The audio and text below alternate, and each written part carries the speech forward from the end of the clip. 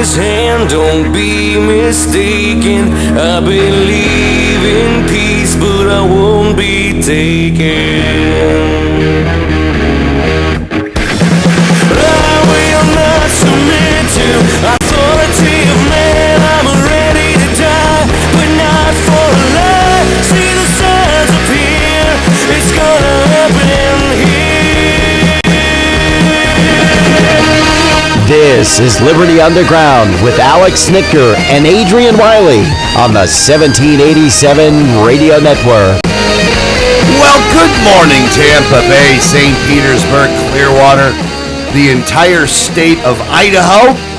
This is Alex Snicker, co-host, Liberty Underground, along with me, Hernando County's favorite, most loved libertarian in the entire world.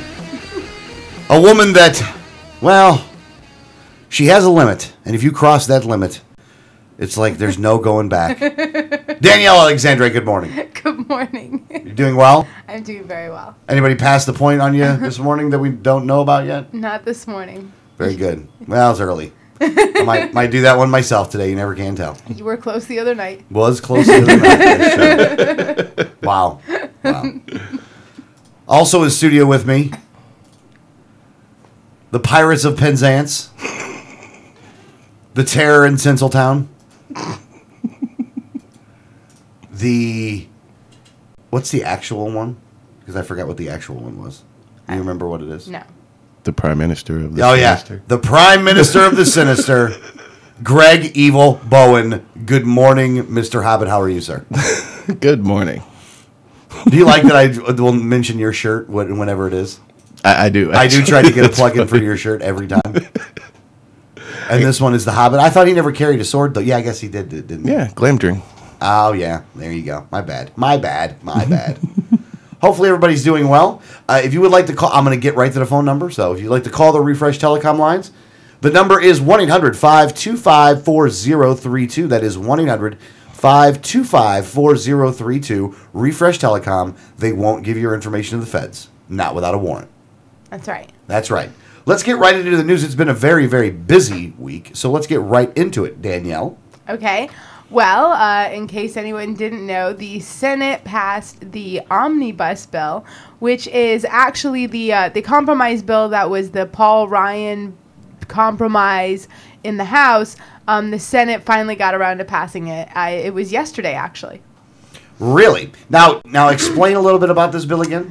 The Omnibus Bill is actually a $1.1 trillion spending package, which actually brings us to where it's spending up until October, which is kind of sad that $1.1 trillion only gets us till October 1st.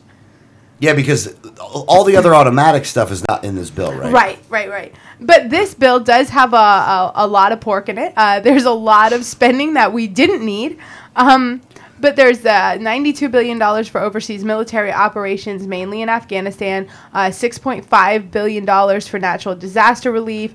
There's funding for Head Start programs.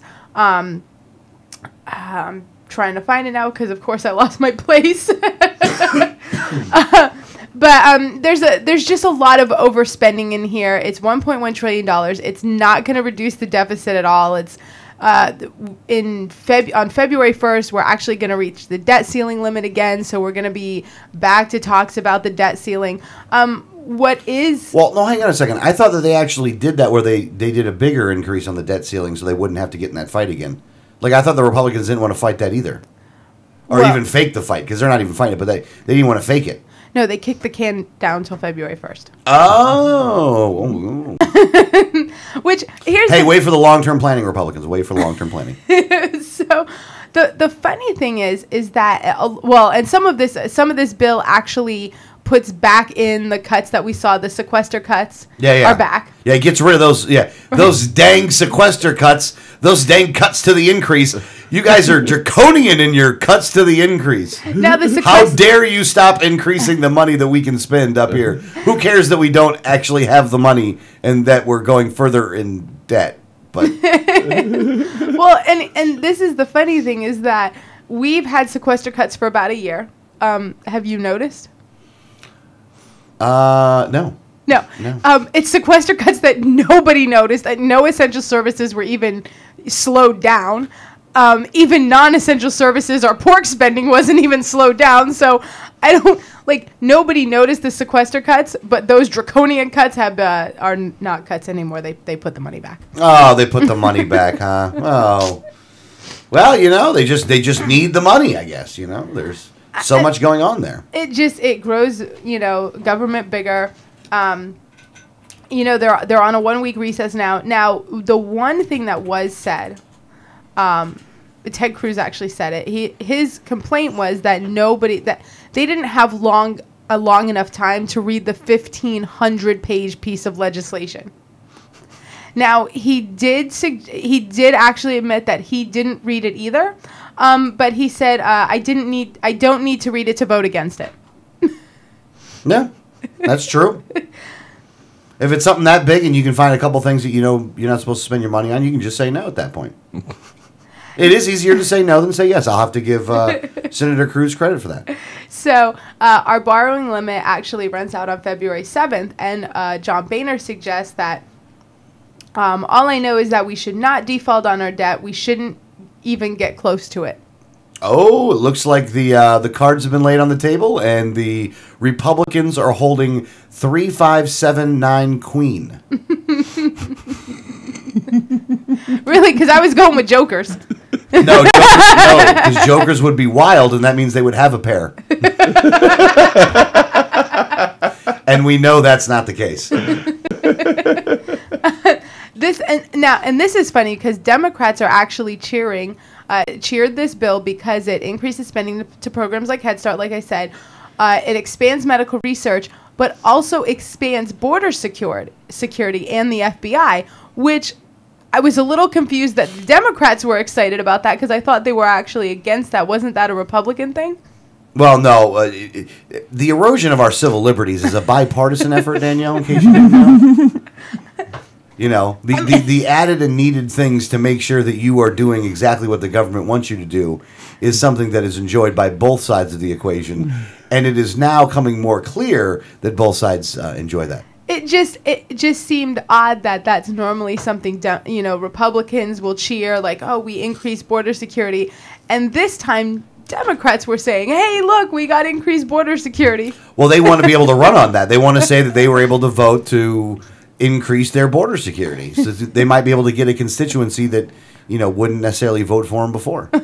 So I don't know how anybody up there deserves ever to be voted for re-election. I never figure that stuff out. Well, I think that if Congress has a 9% approval rating, only 9% should be reelected, and that would be 7 people. I think I could it'd be a lot more than that, but I know. I mean, there's 500. There'd be 50 people. That's still way more than what we should be getting reelected. By the way, there might be only 9 people worthy saving up there. Your number might be right. Your percentages, your equation to the percentages was wrong. I was actually, it was an overemphasis for just dramatical reasons, not because I was doing the math correctly. Oh, my bad. My bad. I understand that 9% of 535 isn't 7. Well, maybe you should tell that to Congress. Now, Congress doesn't understand that. They sure have a problem with math. So now when the Senate passed this, though, 17 of the GOP senators actually voted for it as well, huh? Yes, they did. So it was 72 to 26. Yes. There was only 26 and 8 votes. Oh, listen to this, though. Let's go down the list here of all these people that were voting for it, huh? Lamar Alexander from Tennessee. Kelly Ayotte from New Hampshire. AO8. Roy Blunt. Well, he must have had a blunt before he did that. John Boozman. Wonder if he's hanging out with Trey Radel. Dan Coates. Thad Cochran. Susan Collins. Mark Kirk. Lindsey Graham. That's a shocker. Sugar. Sugar. Orrin Hatch. I forgot that Orrin Hatch was still even up there. I forgot he was still alive. That's what I was going to say. I didn't even realize that. I thought at least his career was dead. You thought? That's not. John Hoeven. Johnny Isaacson. Jerry Moran, whichever one you want to call him. I would say. Lisa Murkowski. Richard Shelby, David Vitter, Roger Wickers. And then there was 26 that voted against it, including, Rand did, Mitch. I'm not going to go on the list of all these guys. Now, John McCain did vote against it. I can't believe McCain voted against it. It probably didn't spend He's probably enough. trying to run for president again. He's probably trying to run for president again. Rob Portman. DeRube voted agast it. He did vote against it. Pat Toomey. Don't to me, to you. Grassley voted against it. Now, on the House side, because I do have the House votes, Yeah. Nugent voted against it. You know what? I got to tell you, I'm just going to say this. I mean, look, I'd rather see Matt win that election. But I will say this. Nugent has been voting the correct way. Like, we've mentioned it a couple times. We always say it's shocking. Like, Nugent voted against that. Right. You're always a little shocked when you hear it, though. Now, of course, this is from a while ago because they actually passed it, I think, a month or two ago. So we do know that Ted Yoho did vote in favor of it. This was the one that we wanted to skewer him for. Yeah, this is the one that we talked about before. But just so that, we kind of remember who vote in the House side, because obviously now it goes to the president. Nugent did vote against it. Gohmert voted against it. Amash voted against it, of course. Thomas Massey voted against it. So, I mean, some people who you expected to vote against it did. Nugent was a little shocker, and Yoho voting for it was a shocker. Yeah, it was definitely a switch up between the two, because you wouldn't think that. Well, no, Nugent, like I said, Nugent's voted more the right way on issues than the wrong way, I think. Lately, I would argue since he's been up there. There's been a couple ones where there's been some bad votes, but then there's been some good votes too. Then there's been some good votes too. I mean, you got to give him credit, at least on the vote side. Like I said, I still want him gone Matt Schenkenberg for Congress, by the way. But yeah, I mean, he's still voting the right way, though. Radel voted for it too, so that means this was pre-Coke induced fiasco. Radel voted for it? Yeah, Radel voted for it. You cokehead. Maybe that's what he'll blame, the alcoholism, which forced him to do coke and vote bad. God, when is he going to start taking crystal meth? That's what I'm wondering. I'm wondering when the meth hits. That's what I want to see. I want to see maybe when he gets a pill addiction. Yeah, maybe that's what it is. I will say this too, though. I looked at the not voting. Oh no, Buchanan, Cleaver, Gabbard. Okay, yeah. The bottom line here. Let's bottom line this whole thing. These guys are going to spend a lot more of your money, and they passed the vote to do it, and it took a bipartisan effort to get it done. Because there is a Republican-controlled House, there's a Democrat-controlled Senate, and the president's a Democrat. In order for this bill to happen, you need both sides to do it. So there's no Republican that can... Well, there are Republicans that voted against it. And those people, I guess, have the ability to be able to talk personally on there. But as a political organization, the Republican Party and the Democrat Party together... And let me say this again... Together, because the fact that they hate each other is a shoot. It's a work. It's a work. It's a work. It's a work. It's not a shoot. It is a work. It is a work that these guys are. It is a work that these guys are against each other. They voted for this bill. They're spending more of your money. Wake up. That's it. Wake up. If you're in the Republican Party and you think you stand in a party that stands for liberty and freedom, you lose. We can tell that by the last election that just happened down here. You you nominated a damn lobbyist that donated $30,000 to Democrats since 2006, and the guy won with 42% of the vote. You had a Marine Corps general, and that guy doesn't win. But the lobbyist won. You guys are so going to lose. Don't give me this split the vote stuff.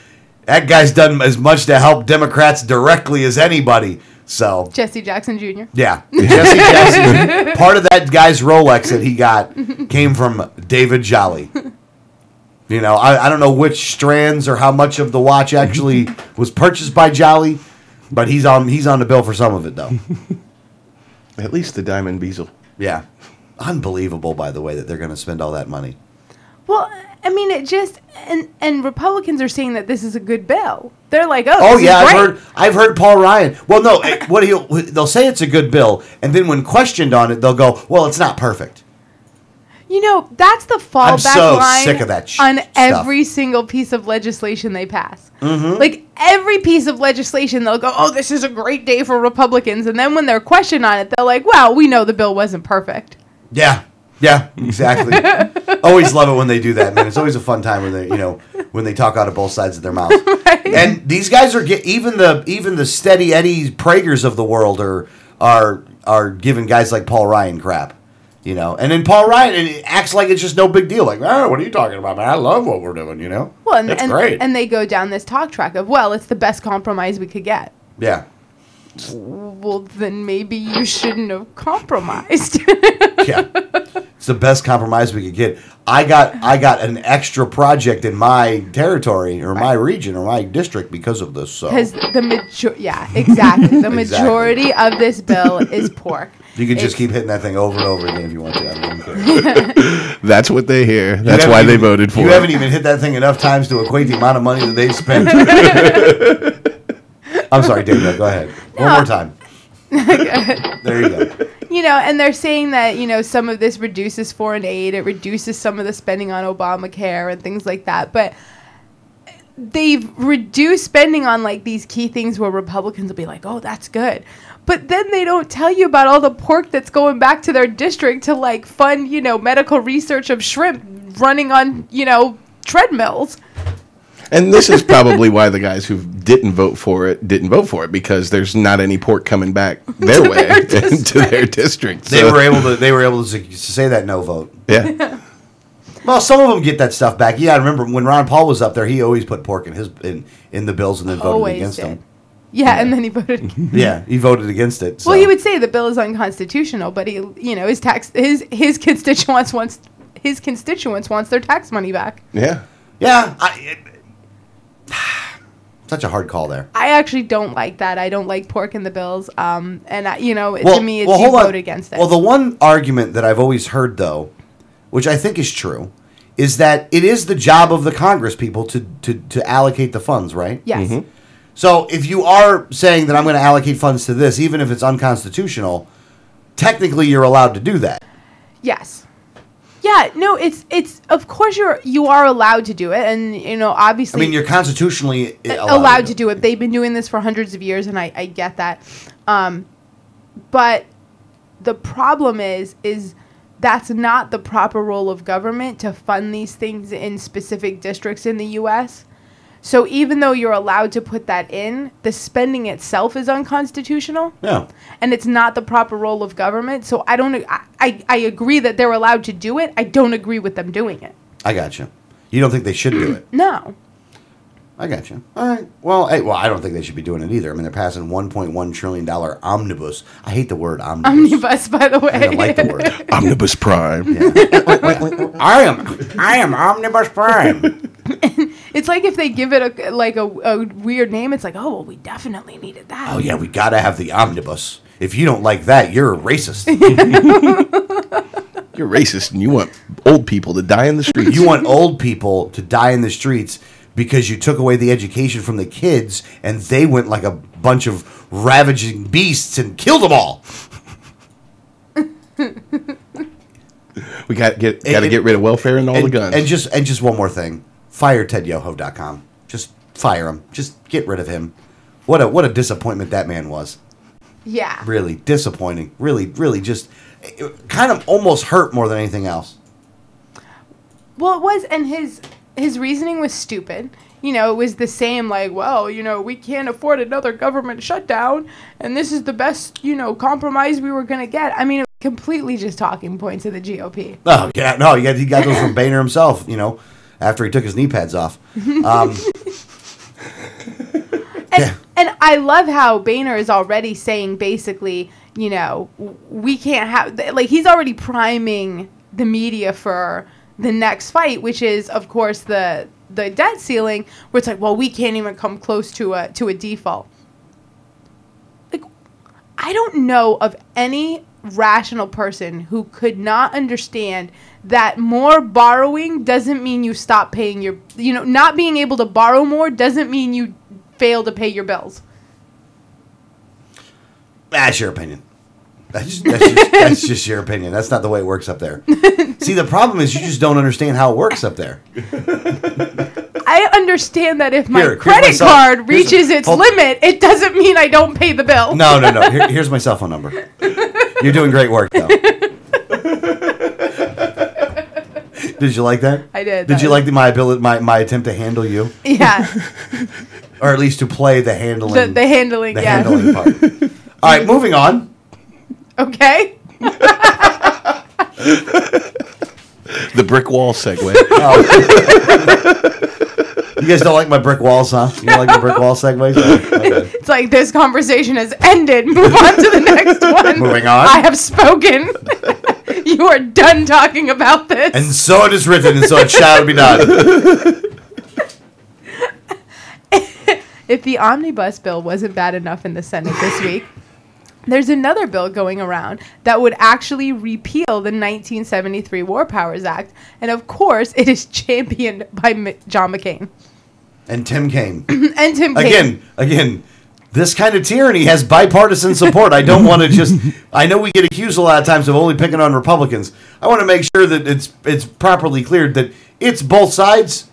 It's both sides. Right. Yeah. So what's going on there, Danielle? Okay, so this would repeal the 1973 War Powers Act and replace it with with wording that says that it would be similar, and it would be a similar law, but instead of saying that you have to have consultation with the Congress, it would urge consultation. Like it makes it like, please. It turns from you have to into a strongly worded letter? Into a strongly worded letter. It urges consultation with Congress and then a vote within 30 days of, and this is not of any conflict. They've changed it to say of any significant conflict. Wow. Wow. I'm speechless. Wow, McCain. What a treasonous bastard. I mean, really. Tim Kaine, John McCain, you two people should be ashamed of yourselves. I mean, what in the world? You do want a dictator, don't you? You want to give, and you're giving this to Obama, the guy that you claim that you're so opposed to. Right. This would actually, it's filled with exemptions on when when the president would even have to consult with Congress. One of those would allow the president to unilaterally start wars of humanitarian nature, which, okay, I don't know of a way to say we're going to war and it's like a humanitarian effort. Only when it's like Starship Troopers and you're fighting alien invaders of insects. Because when you're killing humans, it's not a humanitarian effort. Never. Yeah. That's a good thought there. Yeah. No matter which side of the fight you get on, you're killing humans, which actually excludes it from being a humanitarian effort. You'd think. You really would think that. But John McCain, who... Again, a lot of people go, I have a lot of respect for John McCain. I have zero respect for John McCain. I don't care that he was in the service. I don't care that he was a POW. I don't care any of those things. This man has violated the Constitution so many times. And remember Keating 5, folks. Remember Keating 5. And if you don't know it, look it up. McCain was involved in that, too. This guy, and he divorced his first wife, who, didn't she have cancer? And then married up from there? What? I don't know if that was McCain. No, I think that was McCain. Well, I mean, because I know... He was married before, and then he got divorced. Well, Edwards did that as well. Well, yeah, Edwards did that too. But, I mean, a lot of them do it. Don't get me wrong, but and McCain was one of them. Newt did that as well.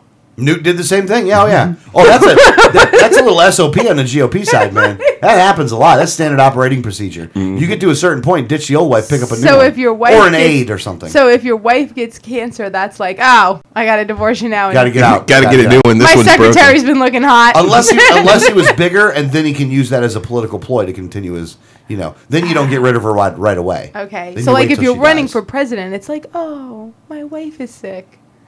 I don't know which one. How you? Well, no, do that because one. Edwards did it while he was running for president. Well, yeah, but he didn't get divorced though. He did the thing of not getting divorced. She got cancer. He was using that, but then was banging the The secretary. The secretary. I mean, maybe not the secretary. I don't remember what. Well, she was. I don't doing remember her it- She official was an title. aide.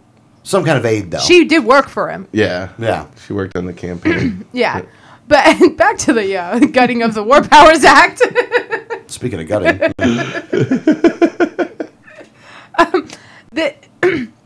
Some of the exemptions would also make it so that the president would not need consultation on secret military operations.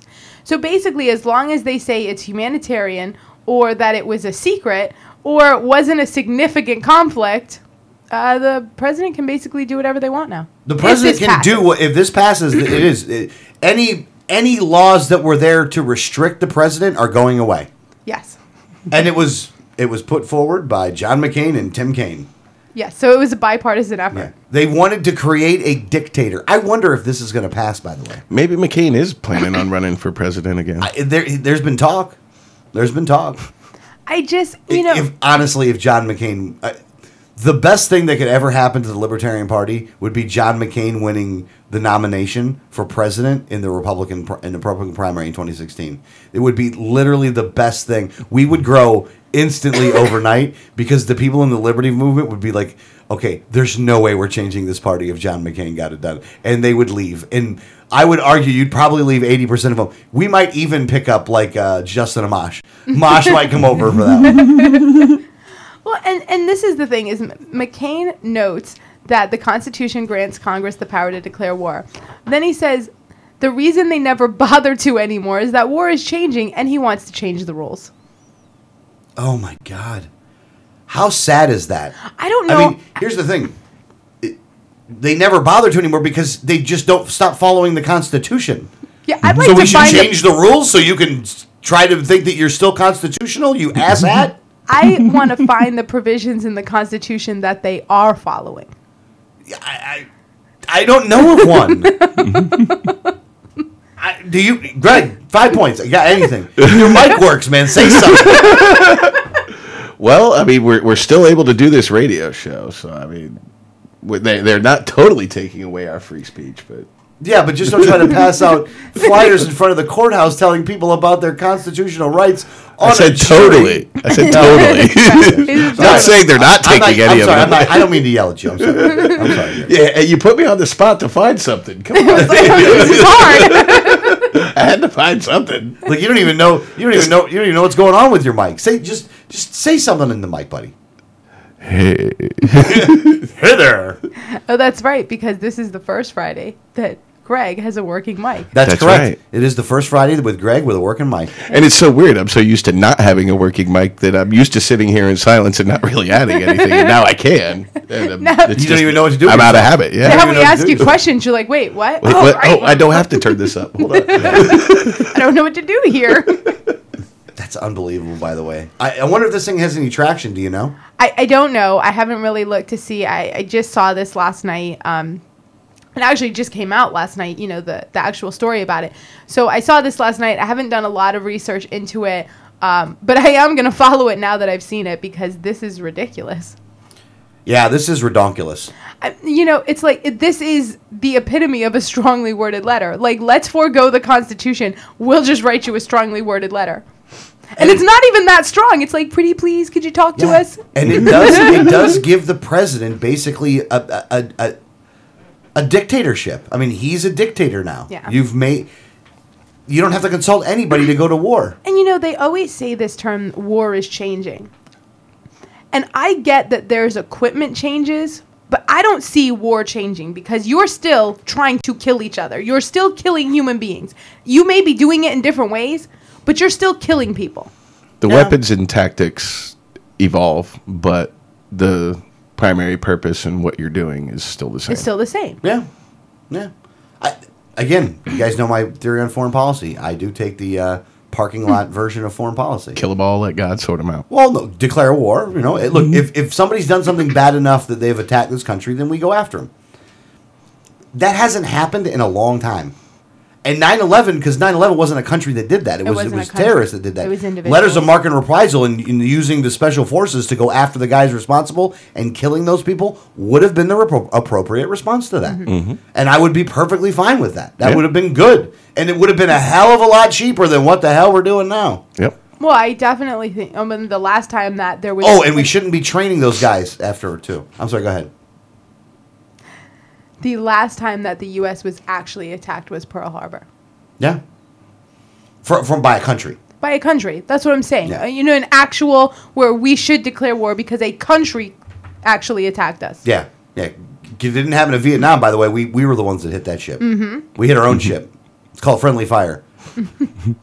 But don't let a good crisis go to waste, huh? Oof. Boy, these people are so scary. Well, war is changing. Yeah, well, it sure is changing. John, sure is, and you've had a lot to do with that.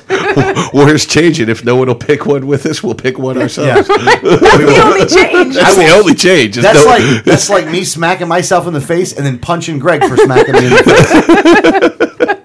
Like, Greg, how would you do that? Would you smack yourself? I did not. That's an inside job. You're a conspiracy theorist.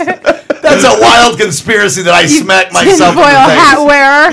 We're the bully holding the little kid's arm going, stop hitting yourself, stop hitting yourself, stop hitting yourself.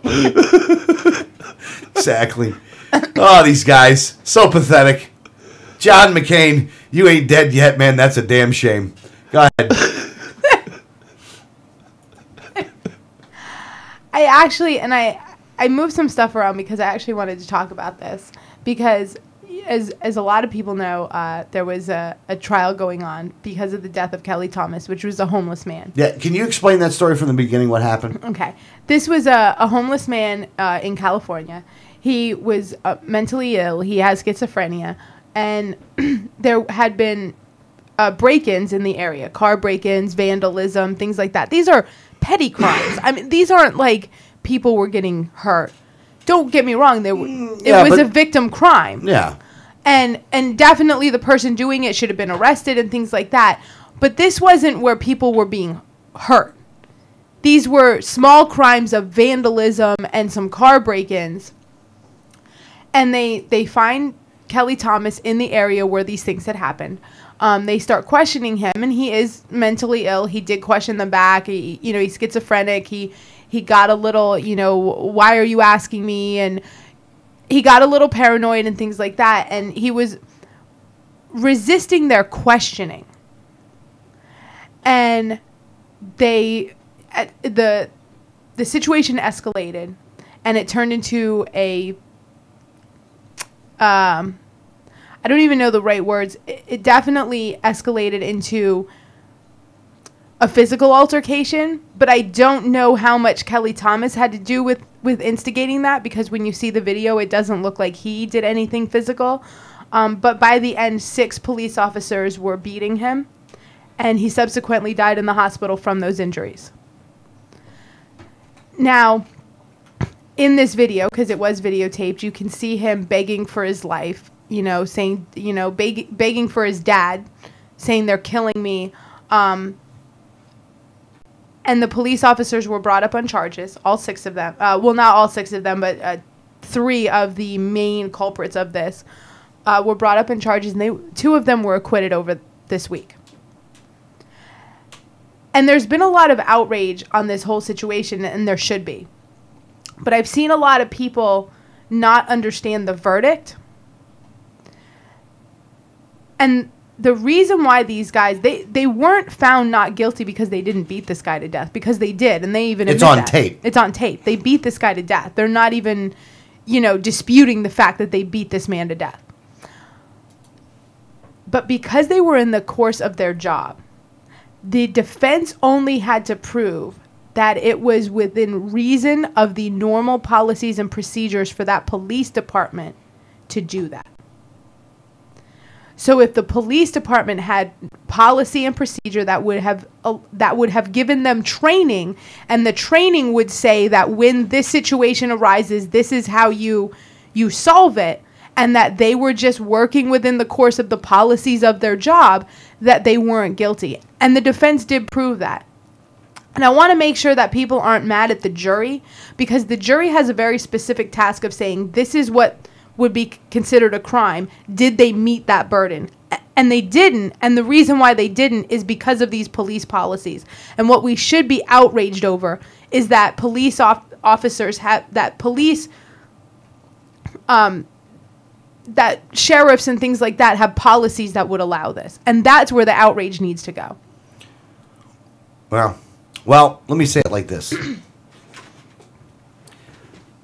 The way that the justice system is supposed to work, or maybe not the way it's supposed to work, but in essence of it, it is better if 10 guilty men go free than if one innocent man go to jail. Right. And it is that essence that the jury trial is there, that we have juries for, is that it's all set up to where, one person can nullify it, they can nullify the whole verdict and the guy can be not guilty. There's a lot of ways in which you can be found not guilty, even if you might have done it. And I'm glad that it was a jury trial. Yeah. I'm not happy that, I understand what their results were, but I will say this. I just hope that over in Santa Ana, California, that somebody will be like Dexter. Because these two men should not be on this earth breathing any longer. They should have gotten the death penalty. It wasn't their job to kill that guy. I know that the police procedures and all that other kind of crap, but this is the kind of thing I'm talking about.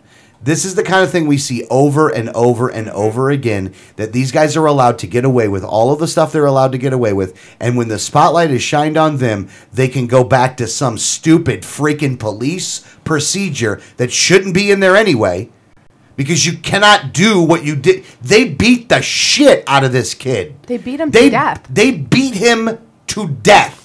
And it wasn't like it was one shot in the temple and that was it. If you ever seen a picture of this guy when he was in a hospital, they beat the shit out of him. These two cops are ex-cops. I don't think they're not still cops, are they? I know that they were put on administrative leave while this was going on. Well, they call it two former Fullerton police officers. I believe that both of them resigned. They weren't fired. I believe that they resigned because of the controversy and things like that. I gotcha. Now, I do believe that they were probably pushed to resign, but I would have liked to see them actually fired, but I do believe that they resigned. Yeah, and I'd like to see him put in jail too. Look, and I'd imagine as the juror, it was a hard job to do. Mm-hmm. I'm not gonna say the jury was stupid in the case, but it bothers me because the jury's agreeing that it's police policy that if you are not a 100% compliant automaton, they can beat you into something resembling a wet prune. Well, you don't have to. And that's wrong. You don't have to agree with the policy to acknowledge that it did exist when these people did it, though. As a juror, I don't know how I would be able to vote on something like this. Because as a juror, you have to say, did that policy exist? Yes, it did. Were they trained to carry out that policy? Yes, they were. Well, and where the real justice should come in at here, if it's not going to come this way, and it was police policy and procedure and all that stuff, the woman, the mother of this son, should be able to sue these people for as much money as to close that police department down. And she probably has a significant wrongful death suit because the burden of proof on wrongful death is very much lower. Wrongful death is should this man have died because of their actions, and that I think everyone can agree should not have happened. Yeah. So wrongful death suit is definitely the way that this family should go, and I don't think they'll have any problem winning a very large amount of money. And I hope that they, put it into helping, especially mentally ill, homeless people in getting treatment. Yeah, and don't call the police. Whatever you do, they might just beat you to death. And it turns out that Kelly Thomas was not the one who was vandalizing property. He was not the one breaking into cars. He wasn't even guilty of what they thought he was guilty of. And he died for this. Yeah. Now, I read the statement. A statement issued just after the verdict by Fullerton Police Chief Dan Hughes read, "We respect the jury's verdict and appreciate the consideration the jury gave to the evidence. We understand that there may be wide variety of reactions to the verdict and encourage anybody who wishes to express their feelings to do so respectfully." Wonder if they were being respectful when they beat the crap out of the kid and killed him.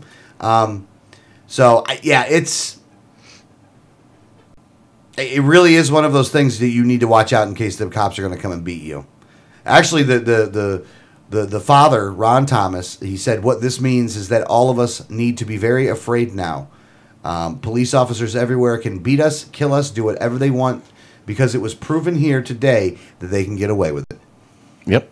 That's why it's so important right now that we need to make sure that that there's better procedures that are done. And until then, don't talk to cops, don't interact with cops, avoid them if at all possible. Yep. Well, here's the thing, and this is one thing I'd like to say about this right now.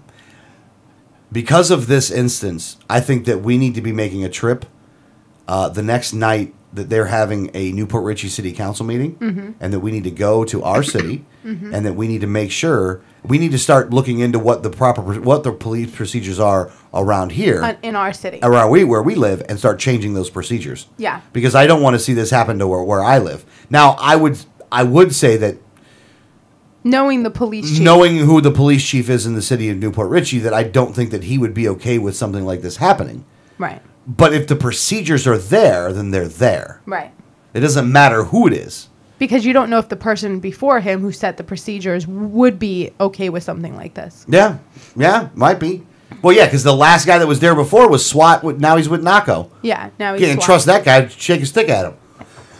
But, and this is, I think, the bigger point that I did want to make with this. This was a horrific situation where someone lost his life absolutely with no merit. I mean, this is someone who, did not deserve to even be beaten at all, and ended up getting beaten to the point of death, beaten to death. And I want to stress that this man was beaten to death for doing nothing wrong. Yeah, he didn't. Yeah, he didn't do anything wrong. And he was guilt because he was. Here's the thing. They beat him because of the interaction. Right. The guy's a schizophrenic. Right. Like, you can't help that. That's what you are. It's not like you made a choice to be a schizophrenic. You don't want to walk around crazy all day long. Well, maybe you do, but I mean, this guy didn't, though. He didn't have a choice here. Right. For you guys to do this is just, it really is pathetic and sad. And again, I said this a couple weeks ago, and I'm going to say this again. Don't be surprised when cops get killed. This is what you've done. This is the precedent you're setting. You are setting yourself up for blowback. Look, if I was an individual, I wouldn't talk to the cops. No. I wouldn't say a word to you. Well, and we're seeing more of this because we had a story a couple weeks ago where a family, a mother and father, had their mentally ill son, who also schizophrenic, and suffered from some psychosis. And he was having an episode, and they called the police in an effort to maybe get him some mental health treatment or at least be able to subdue him. And an overzealous cop came in and shot him to death. Yep. Said, "We don't have time to deal with this." Literally, that was the quote. It's on tape. "We don't have time for this," and shot this kid. Yeah, killed him. So, and you're seeing more and more of this where police are being trained not on how to deal with a mentally ill suspect or anything, but being told kill first or harm first. There's one thing that they're talking about now that I totally disagree with, and that is that the safety of the officer is paramount. That's the way he should be looking at things. That's how they've been doing it for years. Yeah. No, that's how they've been doing it. But they talk about it a lot more now about that all. You know what? I think that's BS. Don't be a cop then. Don't be a cop then. Here's one of the problems. One of the things is the reason you have to say that is because there's so many laws that are so draconian, and the cops have acted like authoritarian psychopaths that people are coming back at you. If you were just a peace officer and you were out there, making sure that everything was good, and if somebody was having their rights infringed upon, that you were protecting those people, then you would be treated a lot differently from the general public than you're treated, by a good amount of the public now. You would not be a target.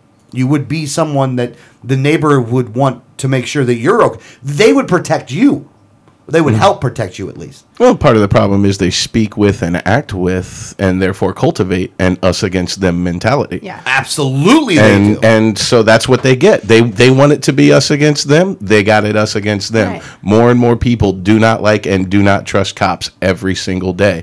And they're bringing it upon themselves. And it's for good reason. Mm-hmm. It used to be when you would hear a police department talk, it was, we're here to protect and serve. And now when you talk to sheriffs, they'll say, my number one job is to make sure my deputies get home safe. Mm-hmm. Yeah. you're not getting paid for that. And I know that sounds really callous to say. Hey, I got a great idea on how they can get home safe. Don't give them a job. Don't be a cop. You want to guarantee your safety. Don't get into that line of work. You got into a line of work knowing that you were there to protect the citizens of someone who may want to do a citizen harm. That puts you in harm's way. So if your number one job is to never be in harm's way, you're in the wrong profession. Yeah. They're hiring security at the mall. Yeah. Yeah. Exactly. You want a safe job? There you go. You want to help the public? You want to protect your community? Well, it's a dangerous job, and you may not make it home. Right. Unfortunately. And that's what you signed on for. And I didn't ask you to. I mean, I'm glad that people who take on that responsibility for the right reasons do. I'm grateful for that. But I didn't ask you to do it. I didn't ask you to put your life on the line. So don't tell me that your life is more important than mine. That I can be killed as long as you stay safe. You're in the wrong profession if that's how you see it. As a matter of fact, it should be less important than the citizens. Not more important. Less. Because your job is to protect those people. So if that's the case, then you're the one that takes the bullet. That's what it's supposed to be. It's like a bodyguard for the president or something like that. You're supposed to take the bullet. Even though for this one, I wouldn't suggest that you take the bullet. But, actually, for any of them. For the past couple, I don't suggest you take the bullet for any of those guys. But don't get that job. I'd never be I would never be Obama's security guard. I can tell you that. If you're They would never give me that job. Yeah, if you're not willing to take the risk that at some point your life may be on the line for the protection of another, then you shouldn't have taken the job. Yeah. And that's just and I know that there's going to be police officers that say that that's a callous or you don't understand. No, I do. I understand. That's why I didn't do it. Yeah. Well, for the callous comment for people who that's very callous. They have video of what some of you people have done. So they have video of it. It's not like we're making it up. Dudes die because they call you. And not the bad guys. The good guys. They die because of you. I have a better chance of getting killed by you than by a terrorist. And you're supposed to be there to protect me? Come on. And they just released this study, and I didn't put it up here, and I probably should have because I knew we were going to talk about this, but there was a study that came out this week that says police have killed more people than our own troops that have died in Iraq in the same time period. Believe it. It's just... Because another civil war in America still rages today. And that is the war of the authoritarians versus the citizens. Mm-hmm. Yeah. Oh, absolutely it is. I mean, how many people have they killed? How many people have the police killed? Everyone they have to. Yeah. Well, some they don't have to, actually. Well, most of the time they don't have to. Don't get me wrong. So go ahead. I don't even see an issue with if an armed person is trying to harm citizens and a police officer gets in the middle of that and shoots that suspect or that person. I understand that. But when you have cops that have a procedure of kill first, ask questions later, that's where I have the problem. Yeah. Was it last week's show that we talked about the one that the sniper, or was that Wednesday's show? It may have been Wednesday. No, I think it was last week's show. I think that was a good kill. Right. That was a good kill. Oh, you're talking about Wednesday, the human shield. It was shield. Wednesday. Yeah. That was a good kill. Good job on the police for that. Yeah. Good They job. had a woman hostage with a gun to her head. You shoot that guy and you shoot him in the head and you don't even think twice about it. Right. That's a good kill. Go home, sleep well. Yeah. I mean, know that you did your job that day. You protected a citizen and yourself and everybody else. And everybody but the guy holding the gun to an innocent person's head went home safe. Yes. Yeah, that's a good call. Good job on that one. But if you're questioning someone who says, "Why are you questioning me?" that doesn't give you the right to beat them. Yeah, that doesn't. It doesn't give you the right to do that. And again, you want to be held to a higher standard? That's perfectly fine. You should have been killed for this one. You should have taken yourself out. You should have just hung yourself. Those two cops should have just taken themselves out and done the public a good service. Well, I mean, I definitely did your jobs, I think, Nazis. I think that police should be held to a higher standard when they use deadly force. Absolutely. Because you're walking into that situation. You're trained for that situation. You're supposed to be able to handle that situation.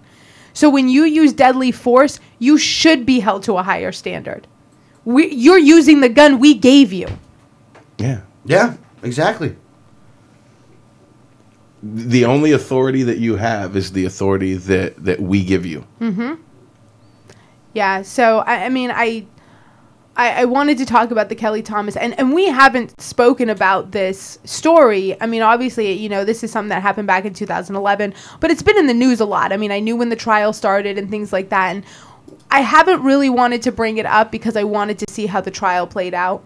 I mean, because we can't bring up every story of police brutality, because honestly, our whole show would just be police brutality. Yeah, it'd be Friday brutality. That's it. Who did the police beat this week? Or kill? Because this is where it's coming to, where all week long you're seeing stories of, you know, and we've had it here in Pasco, where they broke into the wrong house. The police raided the wrong house and ended up taking an elderly couple, throwing them on the ground and handcuffing them because they were looking for someone who lived down the block. Yeah. Mm-hmm.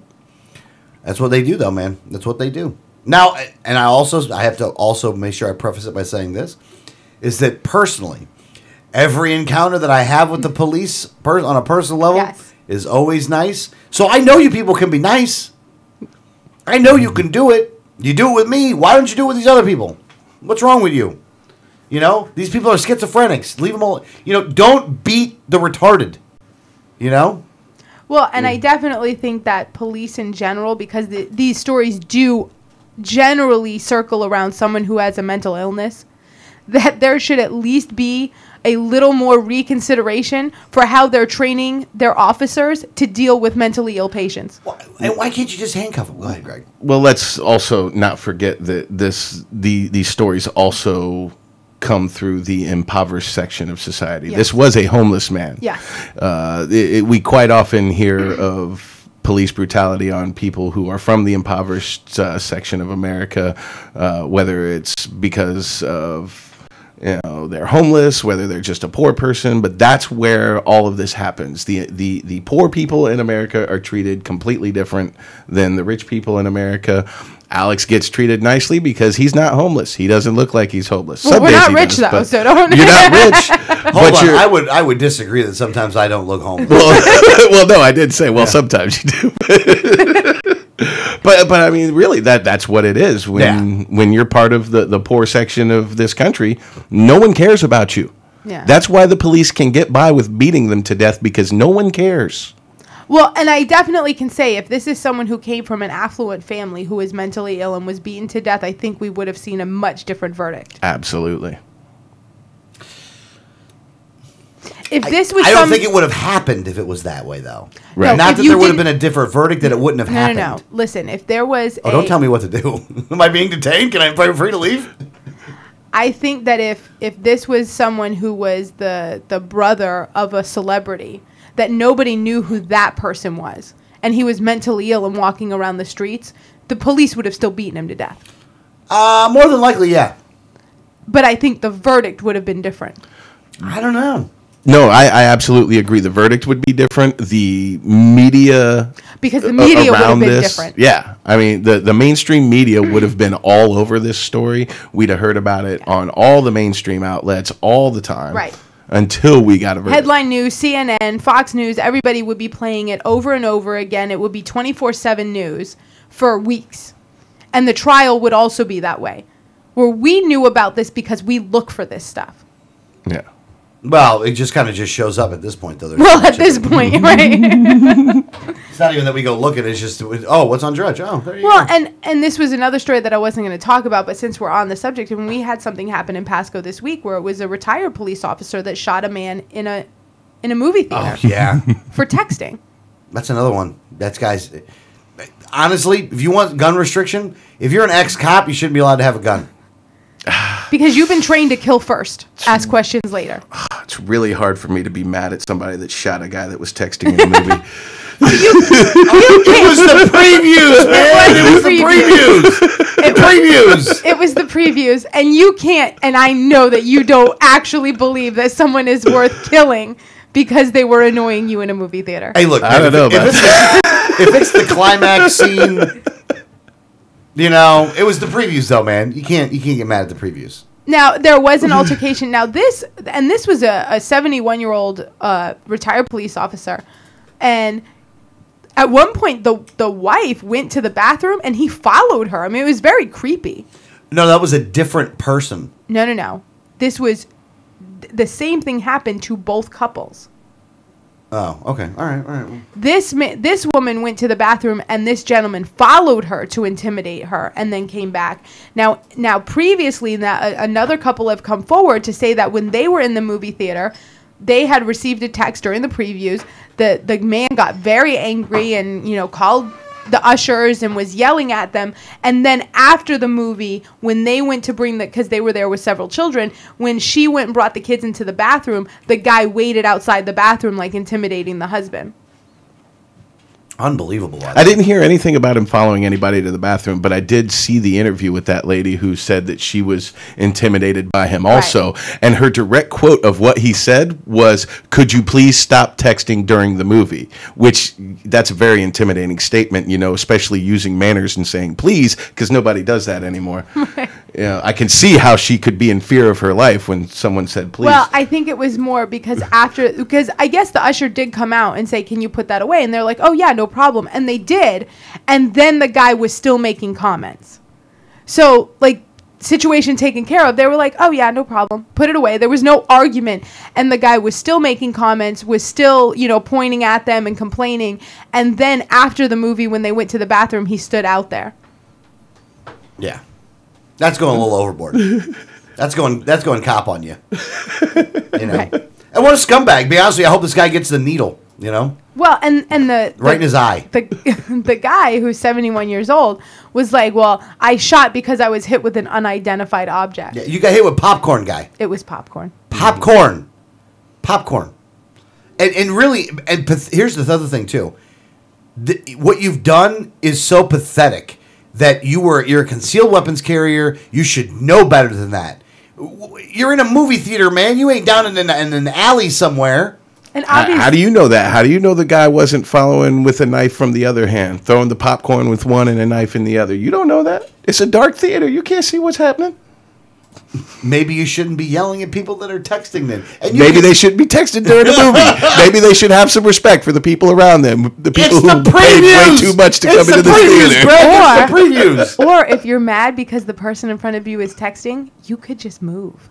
Or you can call. Well, why should I move? They're the jerk. No. Call the people there and have them removed. Yeah. Have them trespassed. I'm down with that. If that's what you want to do, just don't kill the guy. The guy seemed like a nice guy too, but the guys will never know the truth, right? The whole truth, but we'll know enough of it. Well, we know that popcorn was thrown and the guy got shot. We know he didn't have a weapon. We know the other guy that got shot didn't have a weapon. Right. Well, here's what there's a lot of uproar about. That after they found that he shot the guy. Okay, we're going to arrest him. He walked out of the theater by himself, no escort, no handcuffs, and walked and got into the cruiser by himself. And that's because he was retired police. Because he's a retired police officer. Because anyone else would have been, thrown to the ground or beaten to death. Beaten a couple times, a couple kicks to the side, a couple, knocks to the head, and then thrown in a cruiser surrounded by police. Yeah. We got one story about a kid who is like, "Why are you questioning me?" He's beaten to death till he's killed. We have another guy who shoots somebody in a movie theater, and he walks out and gets to walk into the squad car and just get in the back like he's getting a ride somewhere. Like the people are cab drivers. I guess Adrian is coming down at 10. Yeah. Where is he? I don't know. Did you know he was coming in? Oh, yeah, I forgot to tell you, though. Sorry about that. Really? Yeah. Matter of fact, let's take a break real quick. Because he's probably at the door. Yeah, more than likely. He could be, because it's 10 o'clock. Well, he should come around the back. He should know better. I'm finding out on Facebook that we have an in-studio guest. I forgot all about it. I wasn't even for sure if he was coming or not. So, all right, let's take a break. When we get back, though, Tan Talk 1340 will be on. And apparently Adrian Wiley. Studio line 1-800-525-4032. Let's take a break. We'll be back. This is Liberty Underground.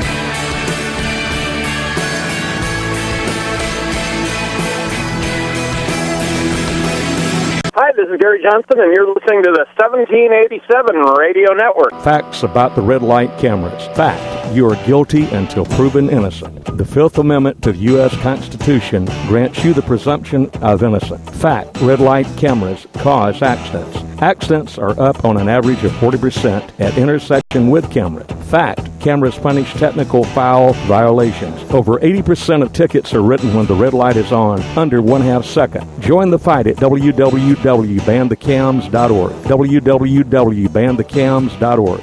At Auto Body Unlimited, they work with their hands and heart to provide outstanding high-quality work and customer service. They specialize in European automobile collision repair work and refinish. At Auto Body Unlimited, they bring your car up to manufacturer standards, or they will buy your car back. They have dedicated equipment and use the same processes and paint that you would get from the factory. At Auto Body Unlimited, they don't work for the insurance company, they work for you. Auto Body Unlimited is located at 1300 Sunset Point Road in Clearwater.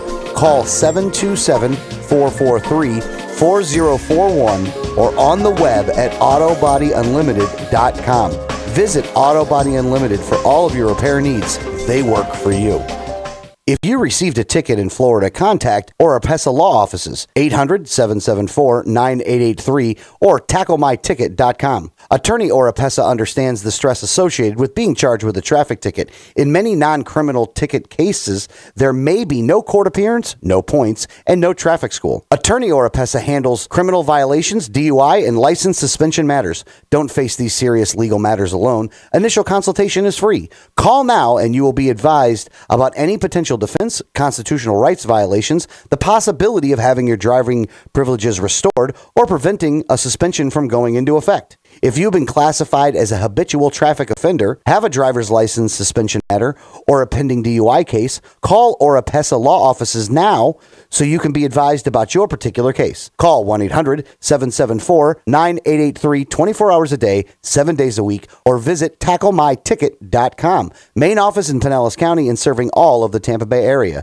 Find out more at tacklemyticket.com. Mention Liberty Underground and get 25% off. Liberty starts with a like. Facebook.com/Liberty Underground. You know, Going Postal offers shipping with UPS, FedEx, and DHL International, and they're a full-service post office. And Going Postal is not just your one-stop shop for shipping. They offer copying, laminating, faxing, packaging, and they even have a notary public service. Visit our friends at Going Postal at the following convenient locations: Palm Harbor at the corner of Tampa Road and County Road 1 in the Sweet Bay Plaza, St. Pete on 66th Street, just south of Tyrone Boulevard near Publix, and be sure to visit their newest location at 35595 US 19 North at Alderman Road next to Publix in Palm Harbor. When the unthinkable happens, it doesn't matter if you save money in 15 minutes. It doesn't matter if your neighbor has the same insurance you do. In this moment, what matters is the quality of your independent agent and the company that stands behind them. Auto Owners Insurance has been recognized as highest in customer satisfaction with the insurance claims experience 5 years in a row by J.D. Power and Associates. For award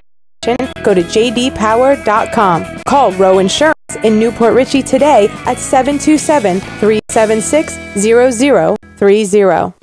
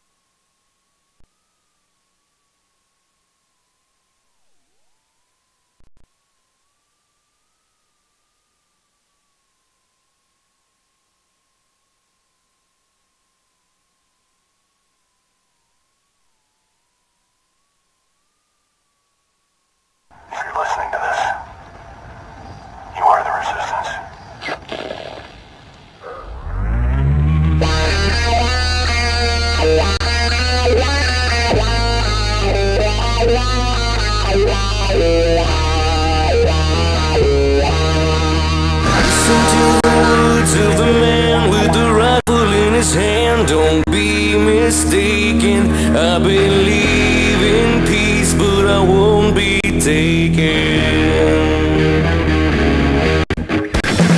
I will not submit to authority of man. I'm ready to die, but not for a lie. See the signs appear, it's gonna happen here. This is Liberty Underground with Alex Snicker and Adrian Wiley on the 1787 Radio Network. Well, good morning, Clearwater, St. Petersburg, Tampa Bay. This is Alex Snicker, co-host, Liberty Underground, along with me, Hernando's favorite. Most loved. Welcome back, Adrian, Libertarian. Danielle Alexandre, how are you doing this morning? I'm doing all right. A little just shocked. A little shocked. I know you didn't expect Adrian to come in today. I do understand that. I found out on Facebook. The Minister of the Sinister, Greg Evil Bowen. How are you doing, sir? Spectacular. And in studio with us, the gubernatorial candidate from the Libertarian Party of Florida for Florida against Charlie Crist, former Republican governor, and Rick Scott, current Republican governor, Adrian Wiley. Good morning, sir. Good morning. Albert, is it? Albert. Albert? Yeah. Whoever in my campaign booked me on the show is fired. Damn it, I'm fired. That sucks. That really sucks. I don't like this. That's all right, though. Does that mean I don't have to do anything more then? What do you do now? Wow. You know, Alex and I talked last night. He said, why don't you come in studio? I get here, there's no mic for me. I have no headphones. Nobody else knew I was coming in. It was But, my name is still... Why is my name still on the intro? Because we don't know how to re-record the intro. You've got to be kidding me. No, it's really just more of a... We don't want it to be one of our voices, so now we have to find someone else to do the voice to re-record the... Yeah, maybe we can give a shout out to Mike the Voice. Yeah, we should have Mike the Voice do it again. We should have Mike the Voice do it again. Maybe we should let Adrian redo it without his name. Without your name. Oh. I like that. I'm a little conflicted there, though, because I have to say I still get a little bit of an ego boost every time I hear my name at the beginning of the show while I'm not... How long has it been? I haven't been on the show for 6 months or something. At least 6 months, yeah. But I'd be happy to re-record it for you. That'd be cool. I like that. We'll work on that today. Working on that today. Since you're here and we didn't know it. Yeah, well, one of you knew it. Yeah, one of us knew it. No, it's my bad, though. I got to say, I got to take the hit on that. That's my fault. I look it up. I see on Facebook a post saying that you're going to be in here. And I'm like, that's now. Yeah, I feel so welcomed and loved. And all of a sudden, I'm like, well, he's probably at the door. And then I realized that he was inside. He came in the house. I was lounging in the green room all by myself. Actually, that is kind of a green room, too. It's totally a green room. Yeah. Wow. We have a green room. We do have a green room. It's cold as dirt in the green room, though. That ain't a good green room, though. It's also where I do laundry. Yep. Well, let's get into the news. We're going to get into what's big news this week. Well, a couple big pieces of big news, all relating towards the same thing. If you were unaware, there was an election that was held in Pinellas County. And you're not done if you voted in that election. Yes, and you are not done if you voted in that election. No matter how much you want to argue about it, you're still not done. You're still not done. There's another one. It was the Republican primary between David Jolly, Kathleen Peters, and Mark Bircher. Now, the guy that was the lobbyist, well, basically it was a lobbyist against a career politician against a general. Marine general. A Marine general. And normally you would think that the pro-military party would elect the general, you'd think. However, you would be wrong. Yeah, you would be wrong. That's not the case. They opted for option A, the lobbyist, who donated $30,000 to Democrats since 2006, the biggest one being Jesse Jackson Jr., who's in jail right now. But he's got a nice Rolex. Yeah, but he's got a nice Rolex out of it. That's true. So the Republicans have made a decision, and that they want to make sure that there is nobody on their side that's worthy of support. So they went ahead and got Jolly, who was the worst of the three. It's a little bit argued because I do think that Peters was almost a little bit more of a scarier neocon than Jolly was. But No, I think with you being up there for 25 years, you were literally part of the problem. Yeah. You know, I really think this is a Republican Party ploy to split the liberal vote. I You think really so do. it is? Yeah, I To do. help Lucas get an Yeah, election? they're trying to help the Libertarian get elected. I appreciate it. Well, great job, Republicans. Good job, guys. Really appreciate that then. So now it will be Alex Sink against David Jolly against Lucas Overby. So you have Alex Sink, the banksters candidate. You have David Jolly, the lobbyists candidate. And you have Lucas Overby, The people's candidate. the people's candidate. Now, there is going to be a debate Televised. hosted by Bay News 9 And the Tampa Bay Times. and the Tampa Bay Times AARP. and the AARP on February. 3rd. Initially, they were not going to be inviting Lucas Overby to this debate. However, this week, we found out yesterday at 5 o'clock that Lucas Overby has put out a message saying that he got a letter from the Tampa Bay Times, actually from Jeanne Grimstead, who said that he will be in the debate. They were inviting him to the debate. He had to accept, which he did. Well, yeah. If he didn't accept, then We'd kill him. we'd have more.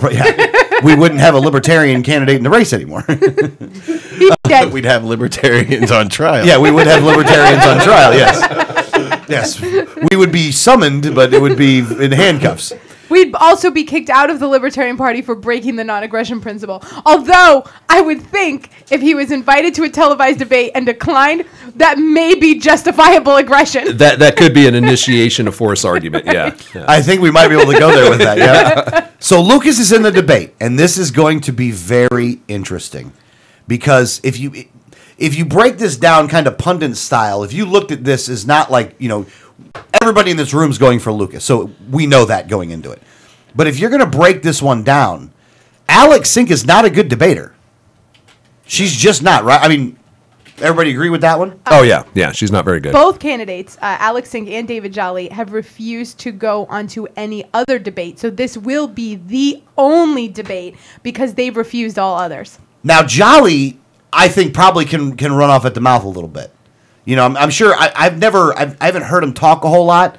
But he's a lobbyist. He's a lobbyist. He's a talker. Yeah, he's a talker, and he's been up there he was up there with Bill Young, and he was up there for a long time. So it's one of those things where he knows the political speak here. I wonder if he gets confused and just tries to pay everyone off. You think he's just going to hand out 20s like when he gets there? Like he's going to give Al Rochelle like a 20 spot and be like, "Look, man, don't just vote for me." Keep the questions nice. Yeah, keep them nice. Keep them good. Keep them coming. It just may be confusing for him to break out of that habit. So, you may see him like reach for his pocket and then be like, "Oh no, I'm a candidate now." Yeah, I can't do that anymore. I'm Damn sorry. It works the other way. You're supposed to be getting the money. No, he would be reaching for our pockets. Oh, that's true. Is what he would be doing. Very good. That's a very good point. So, but you have Jolly, you have Sink, who's, like I said, she's not good. She wasn't good with Rick Scott. It's very hard to be a bad debater when you were debating Rick Scott, by the way. Well, I think they're allowing Alex Sink to bring her dad along for a little backup, little moral support. They can have the little back and forth. Right, exactly. She can confer with dad. Oh, was last time she just conferred via text.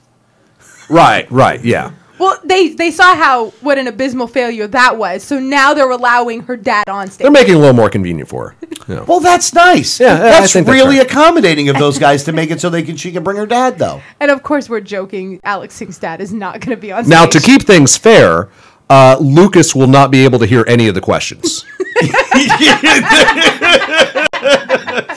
Does he get to hear the reactions from the other politicians? No. They just point to him and he has to say something. I think he would do well there. He would still win. Yeah, he would still win the debate. Lucas could stand up there and go, "Come on!" I actually and he would still win. I actually do want to play. I do want to play a drinking game that night. That every time he looks back and forth and goes, "This is my competition," we have to all take a drink. Well, we'll be in the. We're going. Oh, I'm going to this one. I'll be in there. We need to get tickets because we're gonna go. I don't think they'll let us on the guest list. I think they're gonna. I think they're You gonna. think they will? Yeah, I'm in there. We're going to this thing. What's the venue? Where is it being held? I haven't seen that yet. I think it's at St. Pete College. St. Pete College. I believe it's the Seminole campus of SPC. Yeah, so I believe that between media credentials, being officers of the party, and all the other stuff, I think it's going to be hard-pressed to not let us in. Yeah. I think we're going to get in this one. And look, in all reality, if you are a voter in Pinellas County, you need to watch this debate. You really need to watch this debate. You need to take a look at all these candidates. Before you make up your mind, you need to hear what they have to say. And the question you need to ask yourself is this. Out of the three people, who is the one that will represent you the best?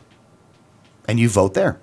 Because, again, the Banksters candidate, Sink, make no mistake about that, by the way, she is the Banksters candidate. And Carpetbagger. We have tickets. She doesn't even live in the area.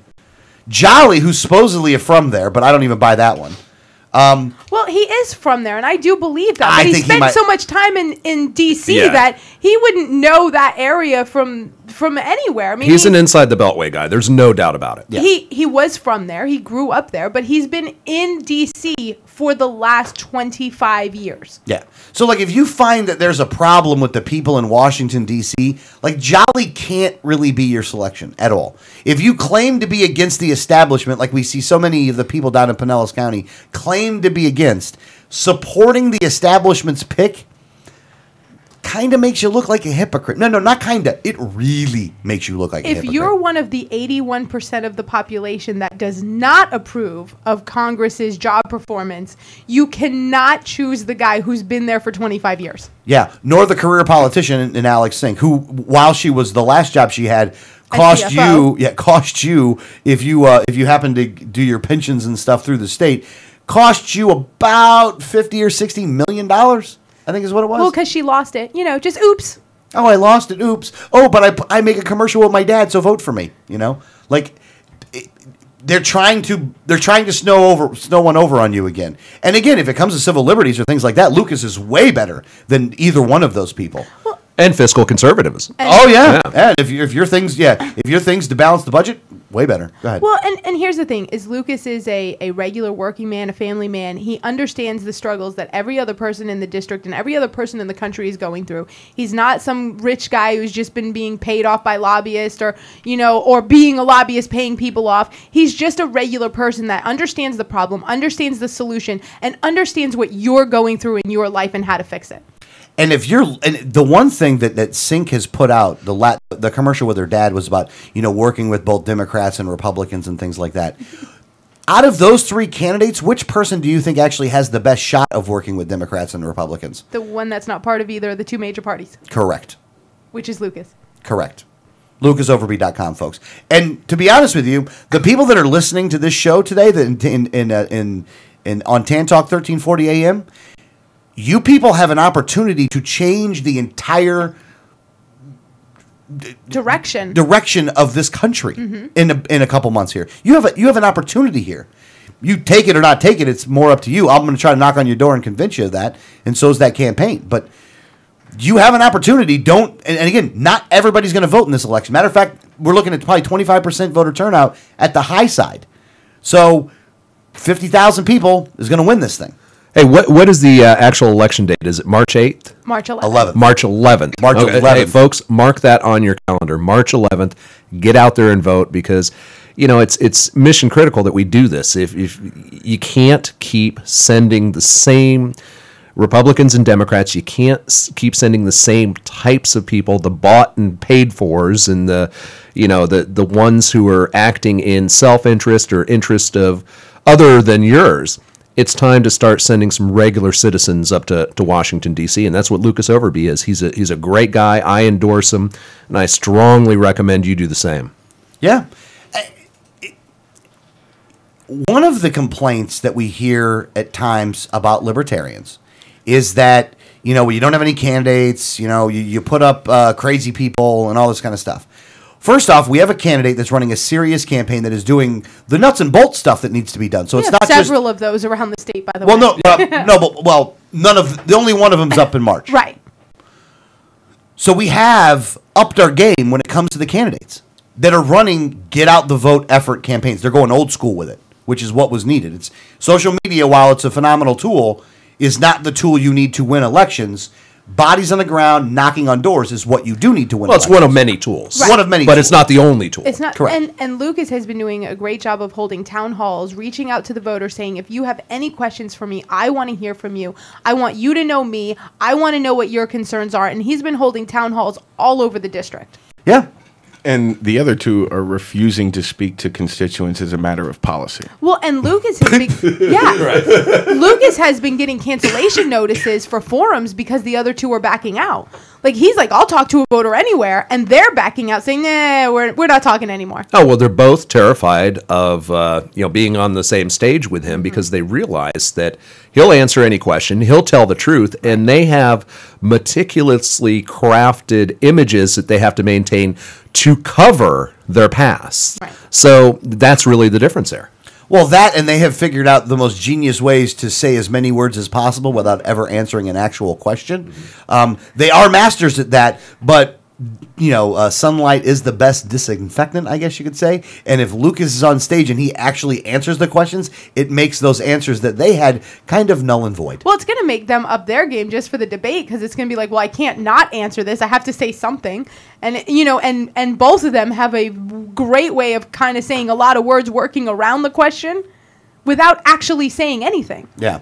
And just for the record of putting your money where your mouth is, that's why I will be out there on Saturday, again, going door to door, convincing Democrats and Republicans and independents and libertarians and everybody else to vote for Lucas. I'll be knocking on your doors, Republicans, and I'll be knocking on your doors, Democrats. And considering that 80% of the Republicans didn't even bother, 75% of the Republicans.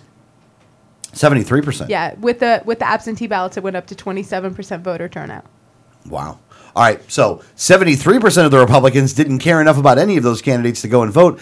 I would imagine there's probably going to be a couple that are going to end up voting for Lucas, but don't think that split the vote thing's going to happen, guys, because I've knocked on Democrats' doors, and they're thinking the exact same thing. Wait a second, I got a quick question. How many absentee ballots came in the primary race? 3% of the vote was absentee ballot. Really? Yeah. We got to remember, it was only a total of 40-something thousand people that voted. Right. Okay. So it only That's takes still a fairly big number. Well, 1,500. And Yeah. I think it's funny when Alex says, I'm going to be trying to convince people. It doesn't take much. Like, when we go to the doors, we're like, hi, I'm here with the Lucas Overby campaign. He's running for, Congressional District 13, the seat that Bill Young, his death vacated because of his death. And they're like, oh, really? There's another person? Oh, can I have that information? They're so happy to have a third choice. Fish in barrel shooting. Oh, well, that's a general sentiment out there. It's amazing the positive response we get from people, A, being a libertarian, and B, just not being a Democrat or Republican. Yeah. It's the people I talk to on a daily basis, that's the feedback I get. It's, a lot of them say, hey, libertarian, fantastic. You guys are doing a wonderful job. And even the ones who aren't as familiar with the Libertarian Party say, well, you're not a Democrat or Republican. That's a good thing. Right. I have no idea what you stand for, but I know I hate those two. Yeah, you got my vote just because you're not them. Yeah. Yeah. It's just going to be getting those people out to the polls and vote, but I think it's going to happen. I really do. I like what's going on down there. I like the way the campaign is focusing on that get out the vote effort, and they need to. And it's a good thing that they are, and I see good things happening. And if that race goes well and Lucas is able to win, we got a lot more people in Pinellas County that are running for office right now. We got a lot more people statewide that are running for office right now, and you got bumps going all over the place going there. I mean, you got bumps everywhere at that point, which is a good thing. Very, very good thing. So Adrian, you're out there on the campaign trail. How's everything going out there? Oh, it just fantastic. Absolutely wonderful. We're back. We took a little bit of a break during the Christmas and New Year's holiday, but we're back in full swing, really hitting it hard. Tomorrow, I believe, I'm in Orlando, and Monday I'm in Seminole County. We're back on the road big time. And we were in Lakeland this week. Yep. Lakeland 912 this week. A great event that was, and we're really just making the rounds. We've got our ground game really underway, and thanks in no small part to you, Albert. Hey! And it's really coming around. The push right now is the getting precinct. Thank you very much. Danielle is just like kind of the continuation of both our brains at this point. You know, anytime we stumble, she's right there with the response.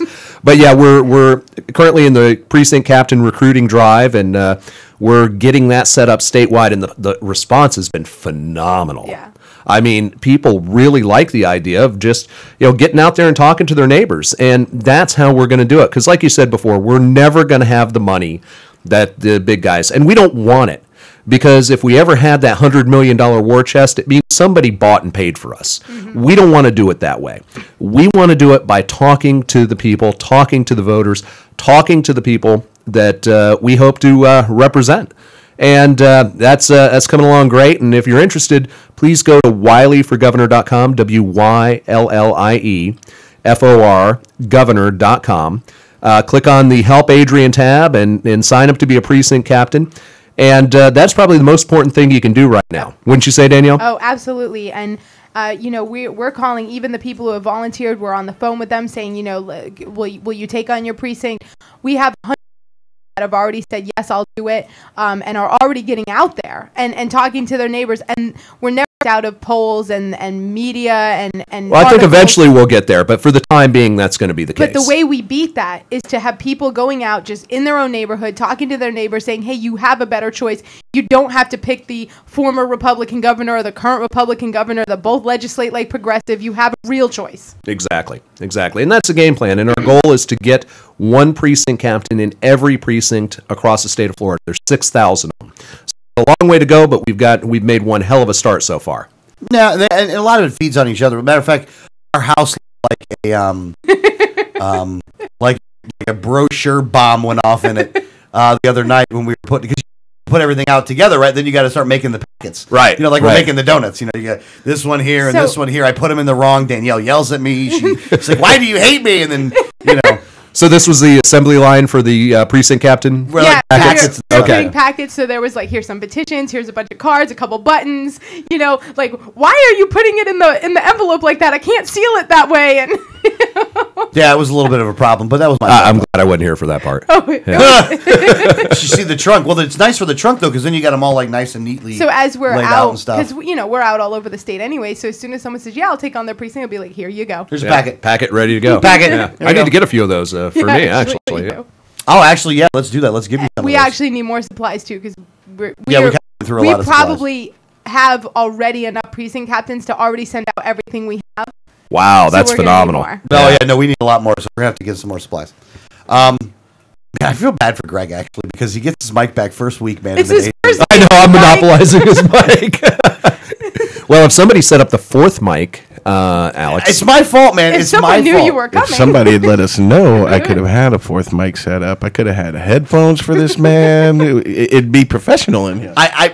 It's my fault, man. It's my fault. I'm going to take the blame for this. It was funny in the last hour when I'm like, oh, I just noticed on Facebook that Adrian will be in. Well, actually, he's probably already here. And Alex is like, oh, yeah, I forgot to tell you guys. Yeah. My bad on that one. Well, we got to take a break. When we get back, we're going to have Brandon from the Global Dispatch. And more with Adrian. And Brandon. Matter of fact, with Brandon from the Global Dispatch on, I'm going to do something here that you guys never would think that I would do. I'm going to go way old school on this. And it's like I'm not even here. Adrian's going to sit where I'm at, and I'm going to sit where Adrian's at. And that way Greg has a mic, Adrian has a mic, Danielle has a mic, Brandon has a mic, and Alex is sitting on the sides. Sounds like we won't be talking about superhero movies this week. Maybe not. I still have a mic. Oh. Yeah! All right. You're listening to Liberty Underground. We'll be back in just a minute.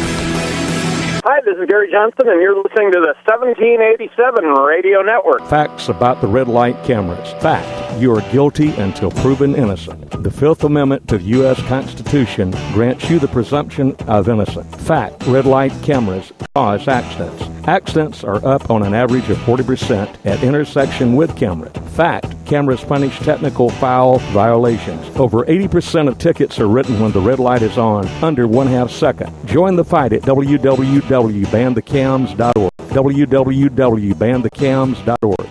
At Auto Body Unlimited, they work with their hands and heart to provide outstanding high-quality work and customer service. They specialize in European automobile collision repair work and refinish. At Auto Body Unlimited, they bring your car up to manufacturer standards, or they will buy your car back. They have dedicated equipment and use the same processes and paint that you would get from the factory. At Auto Body Unlimited, they don't work for the insurance company, they work for you. Auto Body Unlimited is located at 1300 Sunset Point Road in Clearwater. Call 727-443-4041 or on the web at autobodyunlimited.com. Visit Auto Body Unlimited for all of your repair needs. They work for you. If you received a ticket in Florida, contact Oropesa Law Offices, 800-774-9883 or tacklemyticket.com. Attorney Oropesa understands the stress associated with being charged with the traffic. In many non-criminal ticket cases,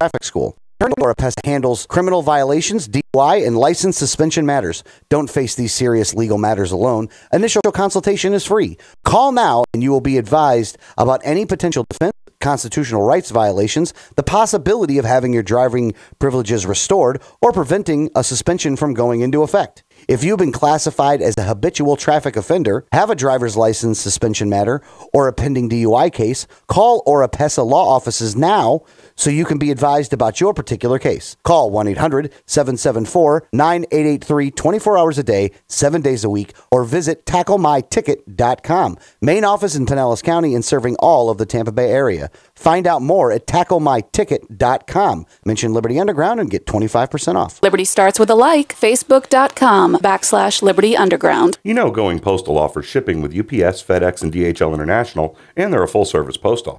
And Going Postal is not just your one-stop shop for shipping. They offer copying, laminating, faxing, packaging, and they even have a notary public service. Visit our friends at Going Postal at the following convenient locations: Palm Harbor at the corner of Tampa Road and County Road 1 in the Sweet Bay Plaza, St. Pete on 66th Street just south of Tyrone Boulevard near Publix, and be sure to visit their newest location at 35595 US 19 North at Alderman Road next to Publix in Palm Harbor. When the unthinkable happens, it doesn't matter if you save money in 15 minutes. It doesn't matter if your neighbor has the same insurance you do. In this moment, what matters is the quality of your independent agent and the company that stands behind them. Auto Owners Insurance has been recognized as highest in customer satisfaction with the auto insurance claims experience 5 years in a row by J.D. Power and Associates. For award information, go to jdpower.com. Call Row Insurance in Newport Richey today at 727-376-0030.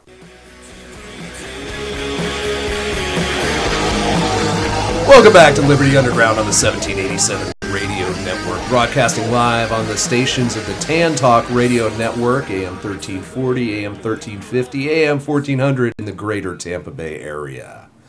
Wow, that's a pretty good intro, huh? Yeah, you Not did bad it. for being out of like practice. it's like riding a bike, huh? Except, well, I don't know the new call-in number by heart, so I couldn't give the call-in number. Oh, the Refresh Telecom line. Yeah, that's it. Okay, the Refresh Telecom line is 800-525-4032 if you'd like to call the program. But right now, it's our favorite weekly guests from the Global Dispatch, Brandon Jones. Brandon, welcome to the program. How is everyone? Doing great, my friend. How are you? Oh, I'm very blessed. Thank you so much. And here we are again with another week of action-packed news stories. A lot of stuff going on. So tell me where you want to go first. You lead the show because I'm rusty here. All right. Well, I will start with the NSA. We'll backpedal from there. I know I want to touch on Lucas Overby as well. You guys have probably already been talking about some of that. But the NSA, just more confirmation of details that we had already been reporting, a little more confirmation on the 200 million text messages or more per day that they are storing. That includes your location. That includes financial transactions, all sorts of different information that they are storing every single day in the giant data center. So, again, for all the conspiracy theory and all the other stuff that went along with what we were called by targeting the program, or at least discussing it, now Snowden's releasing more detail that gives these programs names and more details. Yeah, it truly is amazing. And for, it was just a few years ago where if you said, well, yeah, the government is listening to our phone calls and monitoring our emails and reading our texts, people would label you a conspiratorialist. And now it's come to light that this is all 100% true. And it's even broader than most people ever thought it could be. They're not just targeting specific individuals. It's just they're casting a wide net and just grabbing everything from everybody. And they call it untargeted and unwarranted. Like, that's actually like the actual name. And they actually use unwarranted in the name. Yeah, untargeted, not in the actual like name of the program, but in their description. But in the description, they're taking metadata of untargeted and unwarranted communication. And the name of the program is Dishfire, correct? Dishfire, right. Which, what a dumb name, by the way. Like, you couldn't come up with something better than Dishfire? I believe that the DoD, at least, I know they do, they actually have a computer program that selects random names for programs. Does it go by, like, well, if your birthday's in January and then, like, your year is before this, then it just puts two words together? They probably could have just, cut up a dictionary and put it in a hat, but I'm sure they probably spent about $1 billion on a program to come up with code names for things. Yeah, well, Dishfire's a fail. I think it's appropriate for our government because they are incompetent enough to actually light the kitchen on fire while doing the dishes. Now, Brandon, that is true. I understand that President Obama is going to speak about possible changes to NSA policy today. Do you see anything really changing? Absolutely not.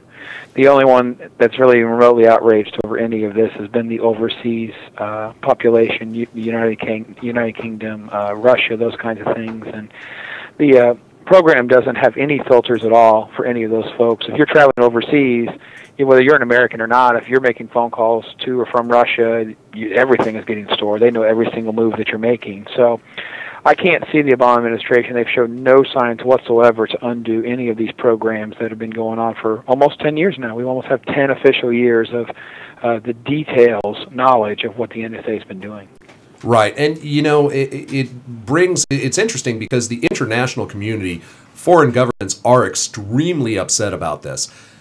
Do you see anything on the horizon that might actually lead to sanctions or any type of blowback from the international community? Well, Germany has been the most vocal that's really been in opposition to this, besides Russia. The government doesn't seem to really care what the Russians think of us, so I can't imagine any blowback from them. But the fact that Germany spoke out so much, so adamantly, nothing came of that, so I don't foresee anything changing quite yet. So basically, while they'll talk a big game, you don't see anyone in the international community actually attempting to retaliate in any way, for lack of a better term, against the U.S. No, and sadly, and again, I don't have confirmed sources, so I guess it will just fall under conspiracy theory. The more likely solution to this will be, let's say Germany were to complain, the U.S. government's response will be, we're going to continue doing everything. Yeah. So it'll be a little tit for tat kind of thing to make sure that the program continues. Everybody can get whatever information they want on whatever citizens walking whatever piece of the earth. So, Brandon, what other headlines have we got out there today? Well, I just want to just real quick plug our interview. We were able to squeeze in a really quick phone call yesterday with Lucas Overby, and if you had followed a lot of the headlines when David Jolly had won the GOP primary, you might have noticed that there wasn't only two candidates that were mentioned in almost all of the coverage, including our local 970 WFLA affiliate that says that now David Jolly will face Alex Sink without mention of Lucas at all. The Tampa Bay Times ran an article, and they kind of pulled together 6 different talking points, different issues that they felt Floridians were interested in. So we contacted Lucas, got him on the phone real quick, and basically just talked through all those different things. And what I want to really credit him the most with is that, many times these articles were talking about how the candidates don't explain how they want to do everything. In every single situation, I felt Lucas did that. And that's what I've seen is a lot of times, and that's, I think, a lot of times we say that candidates kind of say a lot of words and don't really say anything. They do kind of tell you these really broad, kind of, well, this is what I'll do, but it's so broad and so general. It's like, well, how are you going to even do that? And they never really have an answer for that, but Lucas does back up all of his plans with an actual detailed way of getting there. Yeah, I think it was a great conversation, and I do appreciate his time and fitting us in on such short notice. And, as he head into the election and we have this debate coming up that he'll be a part of, I really do really foresee some interesting conversations coming out on the debate floor and hopefully being able to raise the right kind of questions with some of the voters. I'm just wondering if they're gonna do like they do to some candidates, where the other two candidates get this long amount of time to talk, and then they only go to him for like one question, and they give him like 30 seconds. I expect that. Well, you still have to maximize the time that you get. So Yeah. if that's all you get, that's what you get. But you just do the best that you can. And I think that both candidates really have done a really poor job of even explaining what they want to do. So all he has to do in a lot of cases is really just just stick to what he's already been saying, and just be consistent. Promote where people can get more information, and just do the best that you can. Yeah, and really the campaign here is. Lucas is doing a lot better than the media would have you believe. Right. But, it's funny because you mentioned 970, and I caught 970 a couple of times, and 8:20 a.m., several of the news stations around town. They seem to go back and forth between mentioning Lucas and not mentioning Lucas. Because before the primary, whoever was the day of the primary, whoever Lucas Overby, but once they had that Republican name, they seemed to change and kind of drop Lucas out of it. Yeah, I think it has more to do with whatever news service is feeding them. And I know a lot of the radio stations use various news services for that. But, I think it really will, Lucas's name will get more mention as it progresses, especially after the debate. I think the debate is really what's going to be the catalyst for pushing him over the top. And I just want to thank all of our readers and supporters as well, because, to set ourselves apart from, like, the Associated Press, if you caught a lot of the major media outlets, HuffPo was the one that we cited. It just refers to a, quote, a libertarian's also in the race. Kind of felt derogatory the way it was written, because it's almost like, yeah, that's some other guy. Right. Oh, yeah, and that guy over there. Well, it's just goes to, and Global Dispatch, among others, excluded. But as far as the mainstream media goes, there really is an agenda-driven, process there, whereby they, in offhanded and kind of backdoor ways, put in their tactics to discredit third parties, specifically libertarians. And, as the libertarian movement grows, as the independent movement grows, it's going to be harder and harder for them to do that. And I think, Lucas's race, and I hope my race as well, and Bill Walsifer's race are going to make tremendous strides to reverse that trend. Okay, where would we like to go next? I guess he didn't want to comment on that one. I think that what you said is we have to. Our goal is to be as objective as possible. Try to include as many of the candidates as possible. We've tried to have an open arm to the Democrats and Republicans, but because we've supported in the past, I guess they feel that we might be trying to sabotage them or set them up. So we really haven't received a lot of good responses from most of those campaigns. But we have an open door policy. We'll talk to anybody, and that happened during the presidential campaign. We covered a lot of green candidates, constitutional candidates, things like that, because those are the ones who would talk to us. So that's what we believe is what the media is supposed to do. Absolutely. Now, Brandon, let's switch gears a little bit here. And the Senate came out with a report saying that the State Department dropped the ball and that the Benghazi incident could have been prevented. Tell us what you know about that. Well, again, confirming a little bit of a lot of the stuff that we've talked about even on this show, and it's really actually kind of disheartening because you feel like now we're going to hit a wall and nothing else will get done or investigated. But the State Department's basically taking the blame, and that only goes so far because that only talks about prevention. It talks about what could have been done with security, We know Ambassador Stevens had asked for additional security, and there's been a lot of tracking of his movements, things like that, to put him at risk. However, the real issue beyond just Benghazi is not that there was an attack. It's the fact that there was no response once there was an attack. This attack went on for hours and hours and hours, and the response from Leon Panetta and the Obama administration was non-existent. And then, of course, there was a media spin that follows afterwards of misinformation about a YouTube video being blamed instead of, as this report says, Al-Qaeda. This is an organized terrorist group. They were there to assault the facility and try to murder people. And the fear that I have is that the Senate report will be the end of this. And I use that.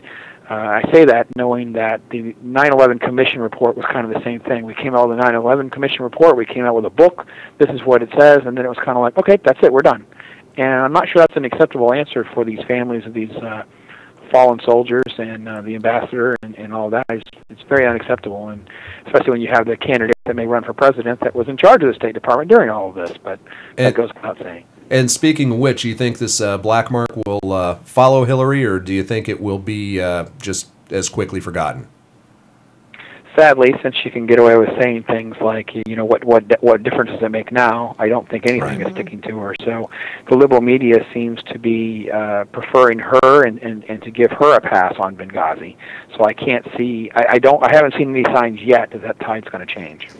I do think it's disheartening that we see these big reports come out after something, and all the reports in a lot of these instances say that this could have been prevented, and what we see in reaction to that is the taking of citizens' rights instead of looking at the government policies that were misused that didn't prevent the incident from happening to begin with.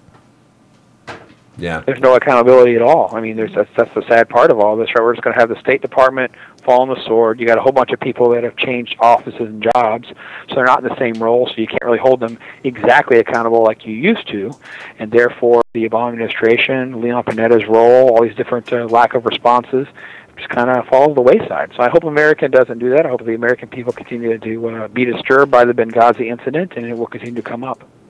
Unfortunately, the Clintons have not been held accountable for any blood that is on their hands up to this point. I don't expect it to change now. Yeah, it really is amazing how much they've gotten away with over the years. Absolutely. And, they just keep getting a pass across the board. It seems to just be more and more. You hear it, like it's almost like when you hear another scandal, it's like, okay.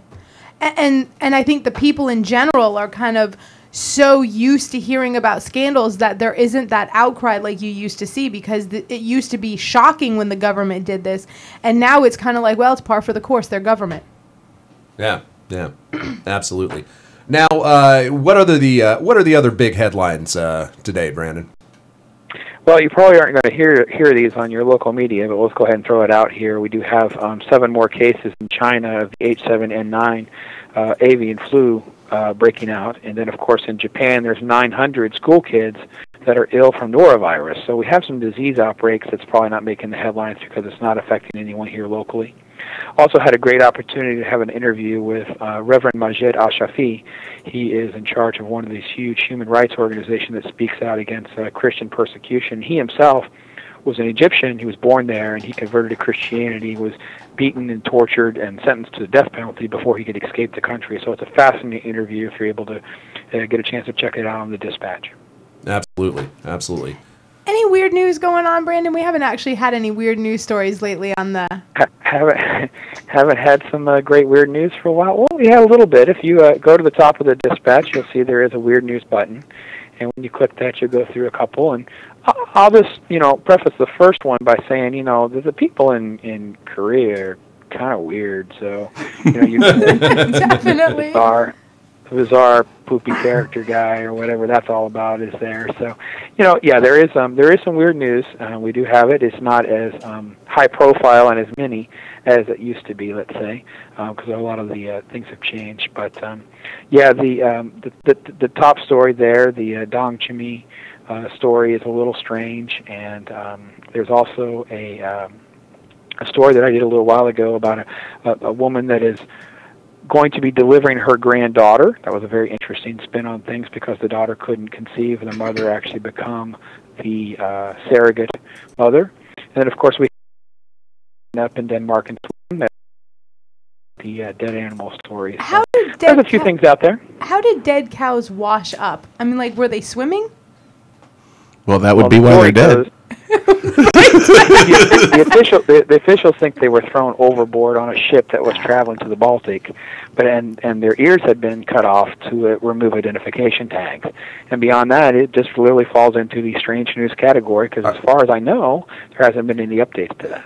Are you sure that they weren't seeking political asylum? Well, Perhaps between the refugee I'm not cows. exactly sure where they were migrating from. Well, as we know, cows are persecuted all over the planet. So they were probably hoping to escape perhaps to Iceland, maybe to Norway. India. Oh, yeah. Well, here's That's the thing. one hell of a swim, though. They washed up on Denmark and Sweden. Maybe they were on their way to India and realized cows don't swim. Yeah. Did the they got cows lost. have any identification on them? No, they got their ears cut off. Oh, so we don't know their country of origin. No. They're No Van Gogh passports, real ID, anything like that? No. You know, I do No, have to I don't believe they're packing any papers. Interesting. I do have to say, I'm very pleased that in the weird news, there's no Florida stories for once. I think they just created a Florida category. It's normally weird news is like what's going on in your hometown in Florida. Well, You know, it's funny you say that, Greg, because there is a hometown category in Florida that does very, very well, and I wonder how many times we've put something there and not actually put it in weird also, so it's interesting that you say that. you know, how many times, and I'm sure this has happened to you guys, how many times have you seen just a totally, absolutely bizarre, idiotic, insane story and gone, please don't be Florida. Please don't be All the time. All the And then when time. it's not, I'm like, Ohio! About weekly. It's like we won something. exactly. We are not the only people with crazy people. Finally, Arkansas gets one. Yeah. Now, Brandon, normally I don't like to go here, but I've got to ask you a little bit about the movies here. And the movie that I'm interested in is the movie Her. And if you haven't, I haven't seen it, but this is about a guy who falls in love with his, operating system. It's in the near future, so it's. Oh, I've seen the. I've seen people talk about this. Have you caught that, or have you heard anything about that? Artificial intelligence. If you imagine having, you guys talk to your iPhones and you have Siri that talks back. So imagine the next level of artificial intelligence, and it's this symbiotic sort of creature thing that's now been developed. Joaquin Phoenix, I believe, is the star of this, and they've been nominated for some awards. It's very good. Now, I haven't personally been able to screen the film, but I have heard a lot of positive things about it. To me, it brings up a lot of chilling questions, but I'm very interested to see it. And that's what I do find interesting is as the technology progresses and artificial intelligence, or the appearance of artificial intelligence either way, becomes more and more humanized, it's possibly start happening. I actually think they ripped off the Big Bang Theory. They did. I was about to say the same thing. This is an expansion on the episode where Raj fell in love with Siri. With Siri. Oh, okay. Yeah. Quite frankly, I think before the movie even gets released, the GOP is going to be standing up, speaking out against AI marriage. We must ban this now. We need a constitutional amendment for that. But there's thousands, perhaps millions of geeks all across the planet who have for decades been trying to build themselves a robot girlfriend. So I think it's only a matter of time. Did you see the hard drive on that one, though? She's got RAM for days. Check out the DIM modules. Like to connect to her ports. I suddenly feel a little awkward being part of this conversation. Only we can turn a conversation about a computer into something wrong. Well, that was the theme of the movie, so. Got it. Yeah. But what else is going on out there? I'll let you have it, Brandon. Are there any superhero movies coming out? Are you kidding? There's superhero movies coming out nearly every month. Yes, there are stories on there. There's tons of movie news on there. We have the latest. Universal, of course, set another sequel to Despicable Me 3. And then the latest Spider-Man photos and information on all those different films is top of the list, as well as some of the great TV news. We're headed into great TV shows returning. Walking Dead returns next month. We have a lot of previews there premieres that are coming out all through the rest of January and into next month. So, what about Alex's favorite show, Revolution? Started this week. We watched it on Wednesday. Oh, jeez, that show is so tiresome. Powers. I have a different subtitle for the movie. I call it "Powers Out, Let's Sword Fight." Well, they use some guns, but but I do have to say that they took a turn back to being a little more normal, even though they did have a little of the sci-fi stuff in there. The majority of the episode was what we're used to seeing, and I like that turn kind of back. Yeah, and I am not one to suspend disbelief when it comes to physics, and there is absolutely nothing that can stop electricity from happening. There's nothing there. You mean because of lightning? Yeah, right. Is there a carpet left here? Can you rub your feet on it? My biggest hang-up is it wouldn't take me 15 years, and I'm no engineer, but it wouldn't take me 15 years to figure out how to use a steam locomotive again. Right, exactly. That is true. What happened? The entire periodic table turned to rubber. Or bicycles. Rocket science happened the first time. I don't think it does again. Like, nobody uses a bicycle. Like, you're walking. Like, get some bikes, man.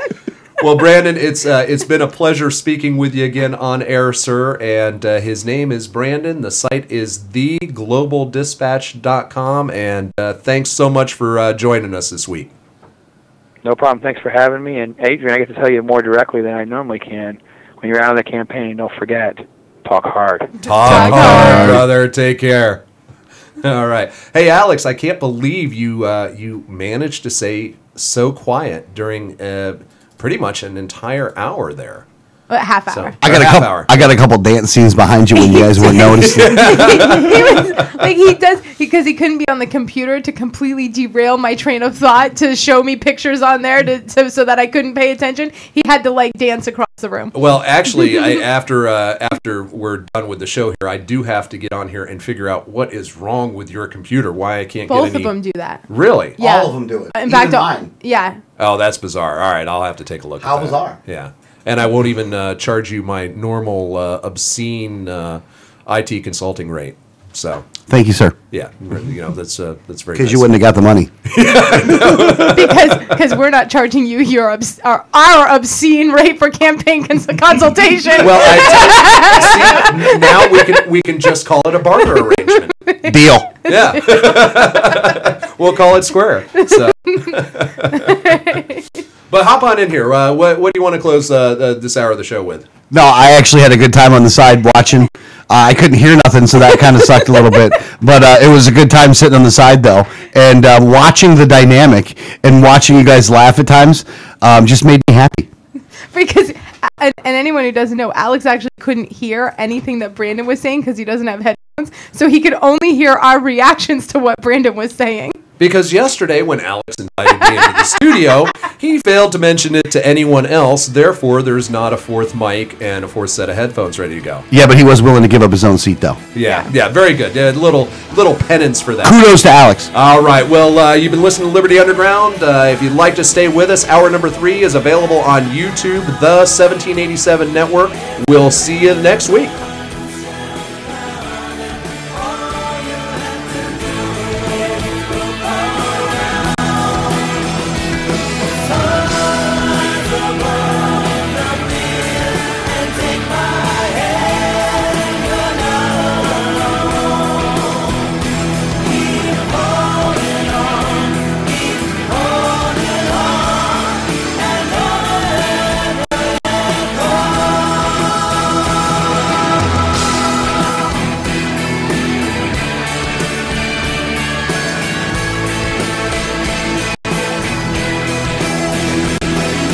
Hi, this is Gary Johnson, and you're listening to the 1787 Radio Network. Facts about the red light cameras. Fact, you are guilty until proven innocent. The Fifth Amendment to the U.S. Constitution grants you the presumption of innocence. Fact, red light cameras cause accidents. Accidents are up on an average of 40% at intersection with cameras. Fact, cameras punish technical foul violations. Over 80% of tickets are written when the red light is on, under 1/2 second. Join the fight at www.banthecams.org. www.banthecams.org. At Auto Body Unlimited, They work with their hands and heart to provide outstanding high-quality work and customer service. They specialize in European automobile collision repair work and refinish. At Auto Body Unlimited, they bring your car up to manufacturer standards or they will buy your car back. They have dedicated equipment and use the same processes and paint that you would get from the factory. At Auto Body Unlimited, they don't work for the insurance company, they work for you. Auto Body Unlimited is located at 1300 Sunset Point Road in Clearwater. Call 727-443-4041 or on the web at autobodyunlimited.com. Visit Auto Body Unlimited for all of your repair needs. They work for you. If you received a ticket in Florida, contact Oropesa Law Offices, 800-774-9883 or tacklemyticket.com. Attorney Oropesa understands the stress associated with being charged with a traffic ticket. In many non-criminal ticket cases, there may be no court appearance, no points, and no traffic school. Attorney Oropesa handles criminal violations, DUI, and license suspension matters. Don't these serious legal matters alone. Initial consultation is free. Call now and you will be advised about any potential defense, constitutional rights violations, the possibility of having your driving privileges restored, or preventing a suspension from going into effect. If you've been classified as a habitual traffic offender, have a driver's license suspension matter, or a pending DUI case, call Oropesa Law Offices now so you can be advised about your particular case. Call 1-800-774-9883 24 hours a day, 7 days a week, or visit tacklemyticket.com. Main office in Pinellas County and serving all of the Tampa Bay area. Find out more at tacklemyticket.com. Mention Liberty Underground and get 25% off. Liberty starts with a like. Facebook.com/Liberty Underground. You know Going Postal offers shipping with UPS, FedEx, and DHL International, and they're a full-service post office. And Going Postal is not just your one-stop shop for shipping. They offer copying, laminating, faxing, packaging, and they even have a notary public service. Visit our friends at Going Postal at the following convenient locations: Palm Harbor at the corner of Tampa Road and County Road 1 in the Sweet Bay Plaza, St. South Roan Boulevard near Publix, and be sure to visit their newest location at 35595 US 19 North at Alderman Road next to Publix in Palm Harbor. When the unthinkable happens, it doesn't matter if you save money in 15 minutes. It doesn't matter if your neighbor has the same insurance you do. In this moment, what matters is the quality of your independent agent and the company that stands behind them. Auto Owners Insurance has been recognized as highest in customer satisfaction with the auto insurance claims experience 5 years in a row by J.D. Power and Associates. For award information, go to jdpower.com. Call Row Insurance in Newport Richey today at 727-376-0030.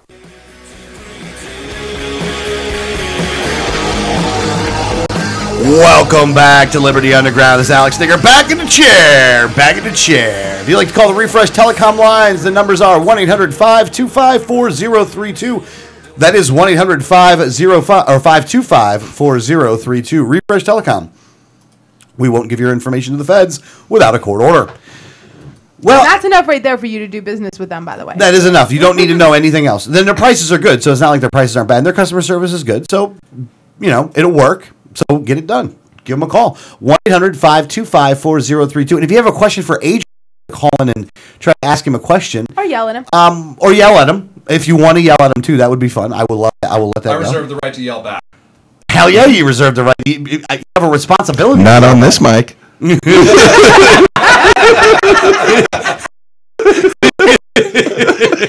just got a working microphone. You're not blowing it out. You're not taking this from me. You will not take this from me. He was even letting Alex get that close to him over there. Yeah, he was a little nervous every time. You could feel the nervousness. What are you going to do? What are you going to do? And he was like, no. Please. All right, let's get into this. While we have Adrian in studio. Yeah, let's bring up one of his competitors. Our favorite person to talk about on the show, Rick Scott. Yeah. No, I actually have to say my favorite person to talk about on the show is Trey Radel still. You gotta love Trey Radel. But and hang on. I was talking to Rick Scott the other day. He prefers to be called Ricky, just to let you know. Ricky. I'm still going to call him Skeletor. And for people who don't know, Rick Scott had a policy. He tried to implement a mandatory drug testing for state state workers. Now, just a quick question. Who is the owner of the largest drug testing company in the state of Florida? That would be Mrs. Scott. Oh, Mrs. Rick Scott? Mrs. Rick Scott, yes. Okay, so there's no conflict of interest there. Well, it's his wife. Yeah. Okay, I just wanted to make sure. Yeah. Because that's his answer. Well, I don't really own that company. My wife does. How convenient. I wonder if I can sell that, to the IRS. Oh, well, it's not my company. It's my wife's company. When you go to file They your would buy that. taxes, you say, I don't owe you the taxes on that. My wife owns it. Yeah. I'm sure that would work. Yeah. That'll work good. But there was a district court that actually had ruled that this mandate was unconstitutional, and basically because they're public workers and things like that. A private organization can do that. That's not a problem. But a public organization cannot do that. It would be a violation of the Fourth Amendment protections. And Rick Scott has decided that he doesn't like that court. He doesn't like their ruling, and he's taking it to the U.S. Supreme Court. Well, that's interesting because Article 1, Section 12 of the Florida Constitution would also prohibit that as well. So it's not just a Fourth Amendment case, it's also a violation of the Florida Constitution. Right. Well, apparently the Florida courts have already told him it's unconstitutional, and he's like, yeah, I don't care about you guys. We're going to the U.S. Supreme Court, which I don't like that he's fighting it at all. I don't even like that he did it.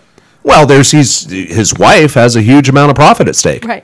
Well, how much money does it cost in the state of Florida to go to the Supreme Court? Oh, it's going to cost a substantial amount of money within the hundreds of thousands range. So we're having to pay for this? Of course. Unbelievable. So we had to pay for the... Here's the thing. They weren't catching anybody. Right? So we had to pay for all those extra drug tests. And so now we got to pay even more money because he wants to take it to the Supreme Court. Yeah, and he did this by executive order. This wasn't a piece of legislation that was passed. He, by executive order, made it a condition of employment to be drug tested. Yeah.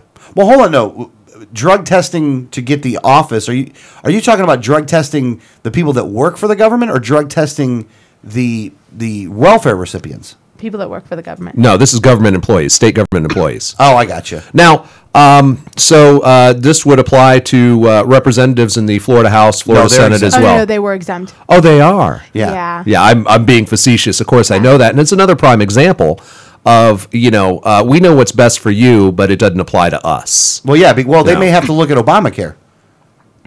Oh yeah, exactly. Trey Radel looked at Obamacare. He got all up on coke, man. His alcoholism led to his cocaine addiction Because of Obamacare. I mean, think about how many people in Tallahassee are having the same problem. Oh, I imagine a lot of them. We can't drug test those people. Did Trey Radel actually blame Obamacare? Oh, in a press release. Oh, I didn't catch that. He said that's why he got a light sentence, because the judge understood how much pressure he was under because of Obamacare, and that he just needed a little pick-me-up.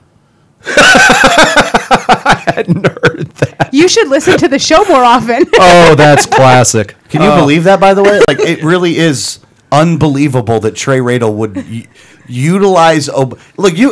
Look, I understand that, Obama blames Bush all the time, and I think that that's totally horrible, and he's got to own his own mess here. But Trey Radel upped the game on blame when he blamed Obamacare for cocaine addiction. Like, that really is amazing. Well, he blamed Obamacare. Well, he said he's been an alcoholic, and because he suffers from alcoholism, the pressures from Obamacare made him turn to coke because he's a drunk. Yeah, I'm still Politics is a gateway drug. Politics. It's a gateway drug. No, we'll have to go with that one. So Rick Scott is taking the drug testing of state employees to the U.S. Supreme Court. Now, it's interesting that the state court only ruled based on the Fourth Amendment and not on Article 1, Section 12 of the Florida Constitution. Yeah, they did rule just that it was a violation of Fourth Amendment, and I think there was a little issue because of the fact that he did it by executive order and not a piece of legislation. So I think between those two, that's why they ruled it unconstitutional, because there was there was no due process, there was no representation because it was literally executive order. Well, even if it was an act of the state legislature, that wouldn't meet the level of due process for an individual's right to due process, because it would still be a blanket policy. Yeah, so they definitely and it was ruled unconstitutional here in Florida. He didn't like that, so he was like, "Well, I'm going to go to the U.S. Supreme Court," which just goes to show you how much he doesn't believe in states having the power over themselves to govern themselves. Because as soon as he didn't like something in the state, he was like, "I'm going to the federal government, like come protect me." Yeah, folks, vote for me. Yeah, I mean seriously. Do you really have a choice? Do you really have a choice? Would you really waste your vote on the last two governors of Florida? I don't think so. I don't think that would be the case. But now there was always another wild conspiracy theory that we've talked about in the past, and the wild conspiracy is that the government and the drug cartels were together. And I know we've always been considered crazy because of this. Right. Dun, dun, dun! Come to find out, that's exactly what they're doing.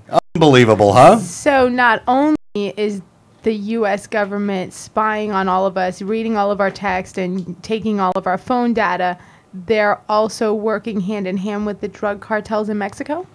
Actually, no, they're only working with one, the largest and most brutal of them all, the Sinaloa cartel. And by selling their drugs and protecting all of their cartel members and eliminating their competition, they've only made them more rich, powerful, and brutal. So which conspiracy isn't true? That your vote counts. We did actually land on the moon. Okay. That conspiracy is not true. Yeah, I'm reaching here. All right. Yeah, I'm tapped So out. basically, 2013 is the year we found out that every crazy person was actually not crazy. They just knew more than us. Yeah. Well, hold on. Let me read this. This is from the New American. As the New American first reported in early 2011, a high-ranking operative with the Sinaloa. What did you call it? How'd you say it? Sinaloa? Sinaloa? Yes. With the Sinaloa cartel had outlined elements of the criminal agreements with U.S. authorities in official court documents. Oh, well, they had a contract. Yeah, they had a contract. Well, it's contract law. The government of the United States and its various agencies have a long history of providing benefits, permission, and immunity to criminals and their organizations to commit crimes, including murder, in exchange for receiving information against other criminals and other organizations. Trafficker Jesse Vicente El Vincento, I can't even say the rest of this. Okay. Zambada! Alex should never be allowed to read anything. No, never. No. So this is really amazing to see that they've totally been in cahoots.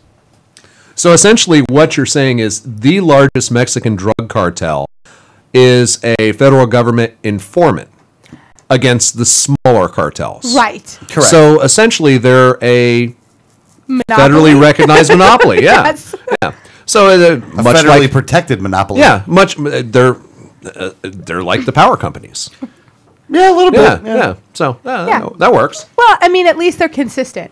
They find the biggest one and then allow them to be a monopoly. Now I'm surprised they didn't pick two and exclude the rest The- to give you some choice in and your drug. you know dealer. it's very interesting that the federal government is choosing to support and provide quote unquote benefit to the largest Mexican drug cartel, while at the same time raiding legal marijuana dispensaries in Colorado. well, that's because those are in the U.S. We only get involved in other countries' affairs, and give them a pass and let bad people rise into power. I'm given to understand that the Sinaloa cartel is changing their name to the FDA. Those are the reports. This report's out now. Good. That's good. Could be worse. They could work for the DEA.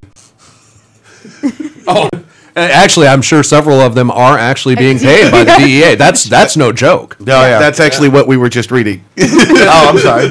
You actually, I think, read that sentence. But DEA and ICE were both in on this. Yeah. That's the story. Oh, my bad. Yeah, I'm sure they get those green checks with the U.S. Treasury logo on them. yes. Yeah. Yeah. Well, I think we actually just pay them in cash, and then leave it with a bunch of guns and just, see who picks them up. And then give the CIA the drugs to sell off. Yeah. Absolutely amazing. We're good at it. Yeah. Yeah, we are good at it. Well, and that's the thing is you can't let the pot dealers in Colorado keep growing and selling legal marijuana because that's the government's job. How else is the CIA going to fund their operations? And we're saying this in a joking manner right now, but that's exactly what's happening. And this is bits and pieces of this have come to light over the years. That the CIA specifically, and through other organizations like the DEA and ICE and various other alphabet agencies, there is a very, very deep connection between the drug cartels and our federal government. They are benefiting from it. They are profiting from it. They are protecting these organizations, and yet, when the average American uses drugs, unless you're Trey Radel in Congress, you get a lengthy jail sentence, and that's the hypocrisy, the nature of the political class in this country, the concept that even though we think the laws against drug use for the most part should be repealed, the concept that the federal government and agencies thereof are above the law is something we should all be absolutely disgusted by and do everything possible to reverse that trend. Yes. That's absolutely correct. WileyForGovernor.com. WileyForGovernor.com. You're listening to All Things Considered. I love that show. I know you do. You see his face light up like, I love that show. I love that show. It's a great show. It's like you just handed him a puppy. Well, my favorite show. Awesome. I do love that show, though. I know you That is one of my favorite things, man. You just like the NPR talking voice. Can you do the NPR talking voice, Alex? No. No, he's not even going to try. And the thing is he hates what they're saying, but he will listen, and he won't even yell back like anyone else. If you put on any Rush and all them, he yells back at the radio. Well, it's because it's so soothing to talk in the NPR, talking voice. Yeah, and that's what happens. He's just like, oh. Yeah, he's lulled. He has nothing to say. I am a little lulled by the whole thing, to be honest with you. Adrian's voice has lulled him to sleep already. Thank you. His eyelids getting heavy there. Oh, look what I found. Oh, Look at what I found. Nice. I like it. Found the distraction. All right, what's... All right, go ahead, Danielle. What's next? Action shot. Into the roaming camera. What do you not want to tell people what the distraction is? No, it's funnier if they don't know. Okay, all right. It's funnier when you don't know the punchline. That's how all comedy works. Yes. Well, since we're all over the place. Yeah, this is, I have to say, this is a very disorganized show. Yeah, well, that's because the quality of the content has really dropped since I've left the 1787. I had a plan, and I plan out so that I can do nice segues and everything. So and what you're saying is I'm being disruptive to the plan? All of a sudden, we had a guest in studio that I wasn't expecting. I wonder why you weren't expecting the guest. Because Alex didn't tell anyone. Who booked me on the show? I don't know. Alex. You're fired. Oh, damn it. I'm sorry. But no, one of the other things, and we talk about it a lot when you're on the campaign trail, and a lot of people around the state are very concerned about this, is Common Core. Right. And there's... Now you're just teeing me up softballs, aren't Yeah, you? I really am. Yeah, you just... We were good. If you look at the board, we were going to talk about it anyways. Though. Oh, it actually is on there. Okay. Yeah. All right. Fair enough. So having you in here just changes the way I'm introing it, but it was still being good to talk about. I thought it was like Chris Matthews interviewing Obama here for a minute. No. I didn't get the tingle. I don't give you a tingle. No.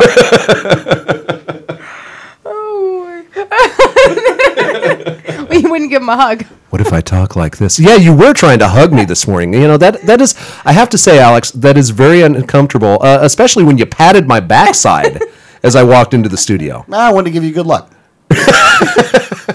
It's like go team. Yeah, go team. Go Wiley. Sexual harassment is not a problem at the 1787 network. It is one of the benefits.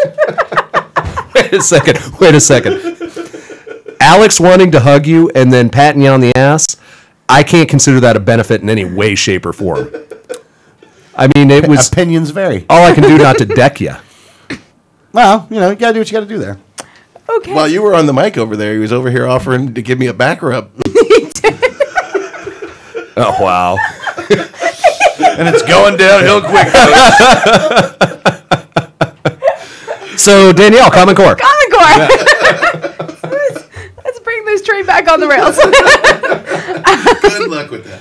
Now, we noticed, we were one of the first people to notice last year that Common Core was snuck into an unrelated education bill, Senate Bill 1076. You know, and I remember when we actually found that out. We were driving down the road. Right. I was driving. You were in the passenger And I'm seat. reading You were legislation. reviewing the legislation from the day. Right. And you were like, oh, my God. I was like, you're not going to believe this. Yeah. And nobody had caught it yet. We No. started making phone calls immediately. And nobody knew about Yeah. it. We found out right away because I was reviewing whatever changes had been made the day before. Yeah, we were coming back from Tallahassee, weren't Yeah. we? Yeah. Well, yeah. Well, no, I think it was a couple days after we were on our way to another campaign event, and I was like, you know what? I reviewed what's gone on in the last couple days. Let me look through all the changes, and I found it in SB 1076, and I was like, oh my gosh, look what they just did. So we've been talking about a lot, which there has been a huge public outcry, and they've held kind of these town halls all over the place, and I'm going to take credit for this one. I think me and you should take credit for this one. They have been getting hammered by the public saying, yeah, but what about that line in SB 1076? Right. They've had to answer for it. Good. And that is something we've been talking about everywhere we go because especially these Republicans are coming out to these conservative groups and groups that are opposed to Common Core and saying, oh, yeah, we've got to stop Common Core from being implemented. And now these groups know, and we've had the opportunity to educate them that, hey, they already passed it last session. Right. So now the talking points aren't working anymore. And it's amazing that how it is these legislators' objective when they come and talk to you folks, not to answer your questions, not to really get into the issues, not to find out what you think. It's to sell you, a lot of cases, a lie, and that's exactly what they've been doing. And we witnessed it firsthand when we were up lobbying against Common Core, how they would see us coming and they would know that we know better. They wouldn't try it on us. But we'd watch a group of citizens come in. Go to the same office. Same office, and they would get a dog and pony show, song and dance. They would be lied to. It was the most disgusting thing I think I've ever seen. Yeah, I remember one group where I said, give me your sheet of paper, and I started writing things down. Well, then you go back there and you say this, and then you say this, and then you say this. And they were like, really? I'm like, you go back and you tell them that. And it was completely different. We had some people come out of the hallway after meeting with a representative going, this Common Core, it doesn't sound so bad. And that's what they do. That's their job. That's what they're good at. And that's why we've got to get rid of the vast majority of them. So... Did you take that Kool-Aid he offered you while you were in the office? You were not supposed to drink that. Don't drink the Kool-Aid. No. So now, because they've been getting hammered on this everywhere they go, they tried to kind of throw a bone to the grassroots. And Education Commissioner Pam Stewart unveiled a proposed list of revisions. Now, there's 98 revisions, 98 changes that came from like 19,000 comments that were submitted. And I was looking through them, and most of them actually mean nothing. Right. Typically. Yeah. The 98 changes are very small changes. It's, it has, and they even say it. They said, we've done these changes, but it wouldn't negate the commonness of the standards. Yeah, it doesn't negate the standards at all. Right. They're still doing what they did, like they did put cursive back in. And that was like the big, well, we've made these 98, we've made 97 tiny little changes, but we've put cursive back in, so everybody should be happy.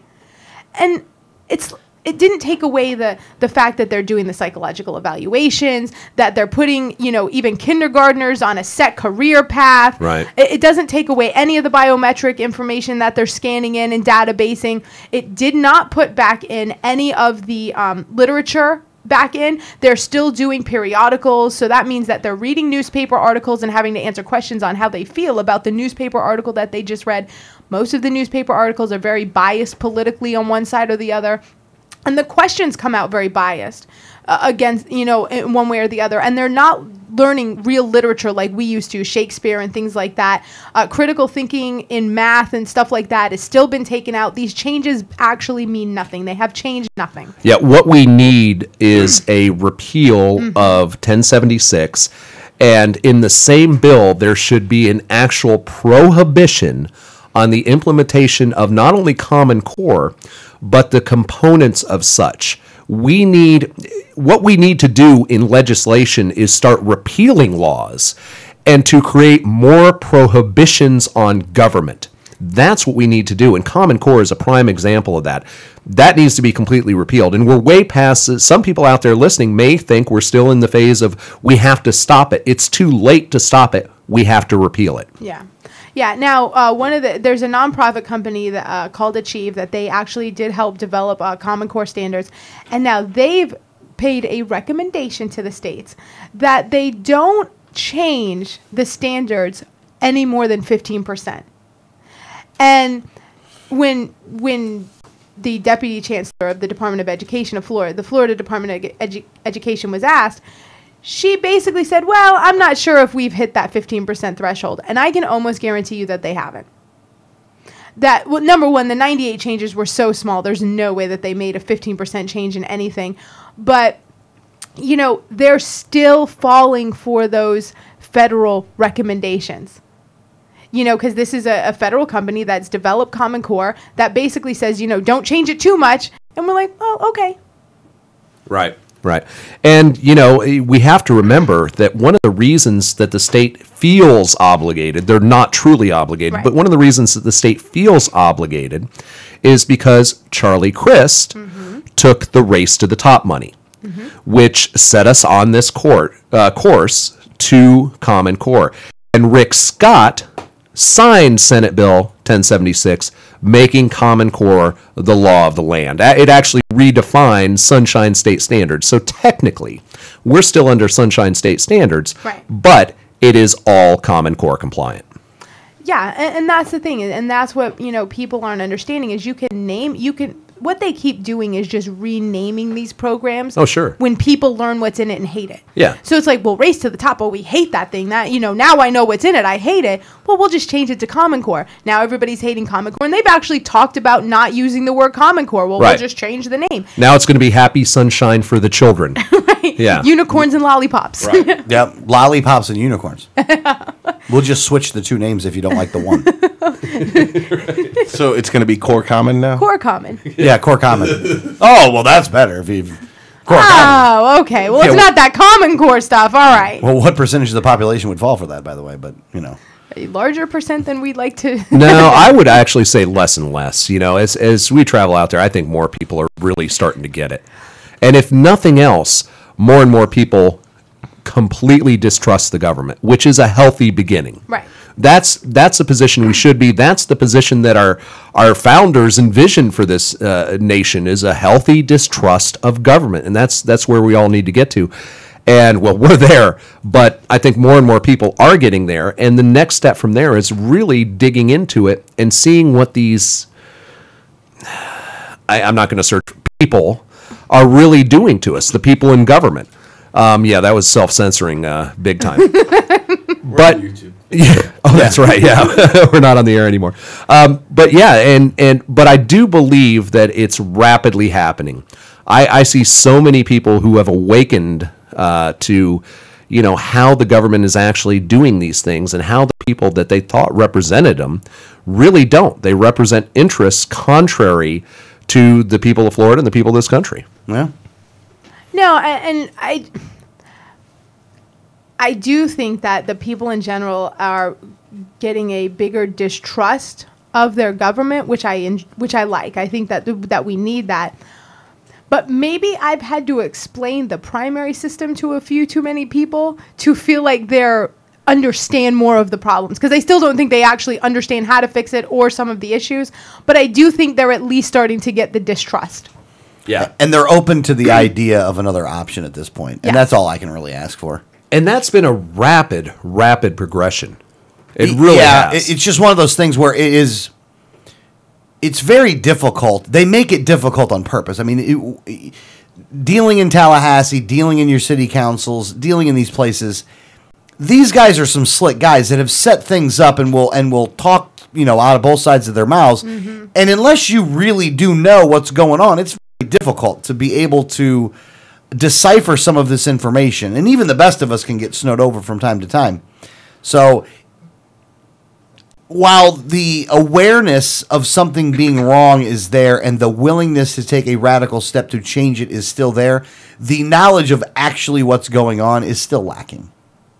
Yeah. Well, yeah, the total. But, people are picking up bits and pieces here and there, and I think that's better. important. No, they're getting better. They're getting better. But just like Danielle said, she was literally arguing with a Republican, not really trying to argue, but was trying to correct somebody that's like, no, I just voted in that race. Well, yeah, you voted in the primary, but the general election is March 11th, and you'll vote then. No, I already voted. It was more than one person that was like, oh, no, I voted. Well, you should have told that person that, well, since you've already voted Republican in the primary, when the general election comes along, you're not allowed to vote Republican. Well, they actually didn't know that they could. I had 4 different houses that I went to who didn't think they were allowed to vote in the general because they voted in the primary. Wow. Yeah, maybe you ought to say that's correct. Yeah. You're absolutely right. Stay home on March 11th. Stay home. Yeah. I think that's what you should say. Right. If I'm going to be out there on Saturday, I'll say that. You're doing the right thing by educating people. You really are. Well, no. They didn't get educated. No, because they thought they were right. At the end, I walked away from all of them going, okay, you have a good day. Really? I couldn't do it anymore. Like, without shaking someone, I couldn't. Like, I got to the point where I'm like, no, I understand. You did vote in the primary, but you only voted for the Republican nominee, and now there'll be a general election. You'll be able to vote again. And they're like, no. So they're actually not going to vote in the general election because they believe that they're done. Yeah, they're done. So they think the primary was like early voting or something. Yeah, they're done. Well, you tried. I did. Sometimes you just can't fix stupid. Yeah. Maybe we're better off in the long run that they sit home. Yeah. I really was just like, okay, you have a good day. Say thank you to the state-sponsored compulsory education system that churns out these morons. I almost wanted to say, you should shut off the tap water. Yeah, it's not a bad idea. It's not helping you. Man, it is just really weird. To have that conversation with people was just what? Well, it is. You want to get mad, like you want to go. You're so wrong. It's not even funny. Well, you have to remember that you've got SOEs telling people that if you register Libertarian, you can't vote in any primaries. Yeah, you've got the amount of disinformation or misinformation. I don't know if the workers at the supervisors of believe that or not, and maybe they just don't know any better. But if they don't know any better, how do you expect the general public to? Well, they do say it in a way. I've been there, and even though what they're saying is accurate, they're saying it in a way where it sounds like if you don't register in one of the major 2, you won't be allowed to vote. Right. Yeah. That's the way they make it sound. And we've been at campaign events. even if they say you won't be able to vote in the primaries, it's incorrect. Right. You can only vote in the primary of the party in which you're registered. And if you register independent, then you can never vote in a primary. NPA. Yeah. I'm sorry. Yeah. No party affiliation. Yeah. And we've even been at campaign events, and this doesn't happen very often. I think it's only happened once or twice, where someone actually thought that because they were a registered Republican or a registered Democrat, that they were only allowed to vote for those people. Yes. I've actually had people say that. And that's a scary thing as well. I wonder how pervasive that misbelief is. Yeah, I'm sure that's a talking point from the GOP. Well, and I've had people, or the Dems, either one. Because I have had people on both sides say, "Well, to vote for him, do I have to re-register?" as a libertarian? And I'm like, well, no, in the general election, you'll have the 3 choices. And they're like, oh, yeah, but if I don't re-register, I'm only allowed to vote for, whichever party they're registered in. Because I have had people on both sides say that. And I'm like, well, no, you can choose anyone. Yeah, if it worked that way, the ballots would be a whole lot easier. You wouldn't actually. You don't have to go and vote then. Right. Yeah. Exactly. It would be like, how many more registered are here? Don't give them any ideas. That's a good point. Yeah. Let me give you. I want to give you the latest example that reinforces this. We don't tell our people anything stuff. We went up to Tallahassee on Monday. Yeah. And during lunchtime, we went over to the Capitol building. We did a little lobbying. When we were up there, there was a bunch of people that were standing in front of Governor Rick Scott's office. Well, what the heck's going on over there, right? So we keep looking. It's a press conference. It's a press conference. They got stuff going on. So we're like, I don't even know what's going on over there, right? So we go up. We see the people we wanted to see. We come back down, and they're just finishing up at the time. Danielle has to go to the bathroom, so I go stand out in front on the back side. And I'm standing there, and there's 2 people that were at this thing standing right there. Holding the signs for this organization. Yeah, holding the signs. Now, they're just holding them like regular now. They're not holding them up. They're just holding them regular. And so I ask them, and I'm not saying it in a mean way, in a derogatory way. I'm saying it in a curious way. What were you guys doing over there? What was the protest about? What was the press conference about? Straight-faced, kid said to me, I don't know, they just told me to come hold a sign. And I'm like, no, really, what was going on over there? What was the issue? I don't know. They just told me to come and hold the sign. Are you kidding me? Like, one, the kid, you're a dumbass for doing this. When you say kid, define that. How old was 22? This person? Oh, okay. All right. Yeah, adult, but young. Right. Yeah, you're not a kid, but like a 22-year-old. And maybe he was 19, maybe he was 20. He was probably a college kid, to be honest with you. I think he was a college kid, which is even more scarier. But there was 2 of them. Yeah, and the other one didn't say anything either. Yeah, the other, So I'm like, so you don't know why you were standing over there? No. Okay, man, thanks. And then just walked away. And they were on camera with this organization. I can't even fathom that. I mean, I wish I was lying to you. You're on camera holding a sign for an organization you know absolutely nothing about. So effectively, your endorsement of this organization on camera, which you don't even know what it is. Yeah, that's insanity to me. I certainly wouldn't have done that at 22. I was shocked. I was so shocked. Like, I'm sitting here looking at this guy going, like, I didn't know what even to say to him. Like, do you know how I wanted to go? Like, do you know how dumb you sound right now? I could understand if the guy goes, yeah, somebody paid me $20 to hold this sign. Then at least a profit motive I would understand. But I think that guy might be getting paid too, though. Maybe. But really? It was one of those things where you had a press conference. Yeah, my bad, right? We had a press conference with people in front of the podium holding these signs showing support for this organization. They had no idea why they were holding the sign. But even after having been through the press conference, like you weren't even listening in. Holding a sign in front of the person speaking, so the guy's like 3 feet from your ear. Right. Yeah, at that point, you should have an idea what the organization is about. At least a couple words. Yeah. You'd think. Yeah. You'd think. Yeah, you really would think, and it wasn't the case. You think this is just the reality TV mentality that, hey, I was on TV? And it could be. Yeah, it could very well be. It very well could be that someone just said, hey, you can be on camera if you hold the sign, and someone was like, okay, and they did. The fact that he asked after the press conference and that you were standing literally 3 feet from what this guy was saying and you still didn't know, like, that negates any of the you just wanted to be on camera, because you stood there and was like, yeah, like, I'm on camera. Didn't listen to a word someone was saying. And the problem is that person didn't feel embarrassed with his answer. Right. Yeah. Like, you had no embarrassment with saying, I don't know. Like, it's sad. It really, like, it was so sad. And like, it's like everything up here. And I walk around the halls of the state capitol. I'm just mad. Yes. Oh, I know exactly what you mean. I know the I'm feeling. just angry. Like even the one guy. When I'm elected, I'm going to be pissed off for 4 years straight. Well, hopefully just you're because gonna all the people clear- up there clearing us stuff. Yeah. In being up there, we were asking where Murphy's office was because we didn't know where the office was. Because she's new. Because So she's new. she wasn't going to get Fasano's office because he is a longtime politician. He got a much nicer Yeah, office. he's earned some favors. He's got a mahogany desk. Yeah. So she didn't. I knew she wasn't in the same office. I knew where his old office is. So She's in a cubicle farm. Oh, she totally is. No, she's got her own office though. Yeah, but with she's in the one where there's like 4 people in the same place. Oh, like 8 And of like them all in the there. copy paper and manila folders are stored in there. Yeah, she was sitting on those. Yeah. She Yeah, was sitting on those. yeah, that was her chair. That was her chair. No, it wasn't her chair. It was close though.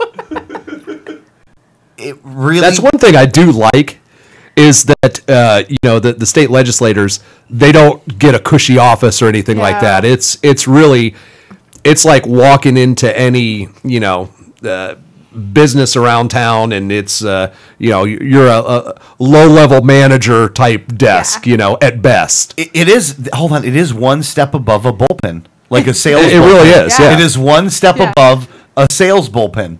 Now, when you go because we weren't on any of the lower floors. Now, those when you've been a long time representative or a long time politician, some of the lower floors. Now, those reps do have like. Yeah, there are some lush offices, and most of the senators. The senators all have a private office, right? Where they with have a lobby, and their staff. They even most of them even have offices for their staff. At least one There was aide. 3-4 rooms in some of them. Yeah, there usually is. Yeah. Normally, you had at the least- aide room, you had his room, you had the conference room, you had and the then main a lobby. room. Yeah. Right. Yeah. So, and that's generally in most of the. Now, Brandis moved up. Like he's got a nicer office than he had last year. Oh, really? Yeah. Okay. Yeah, he had a little nicer office.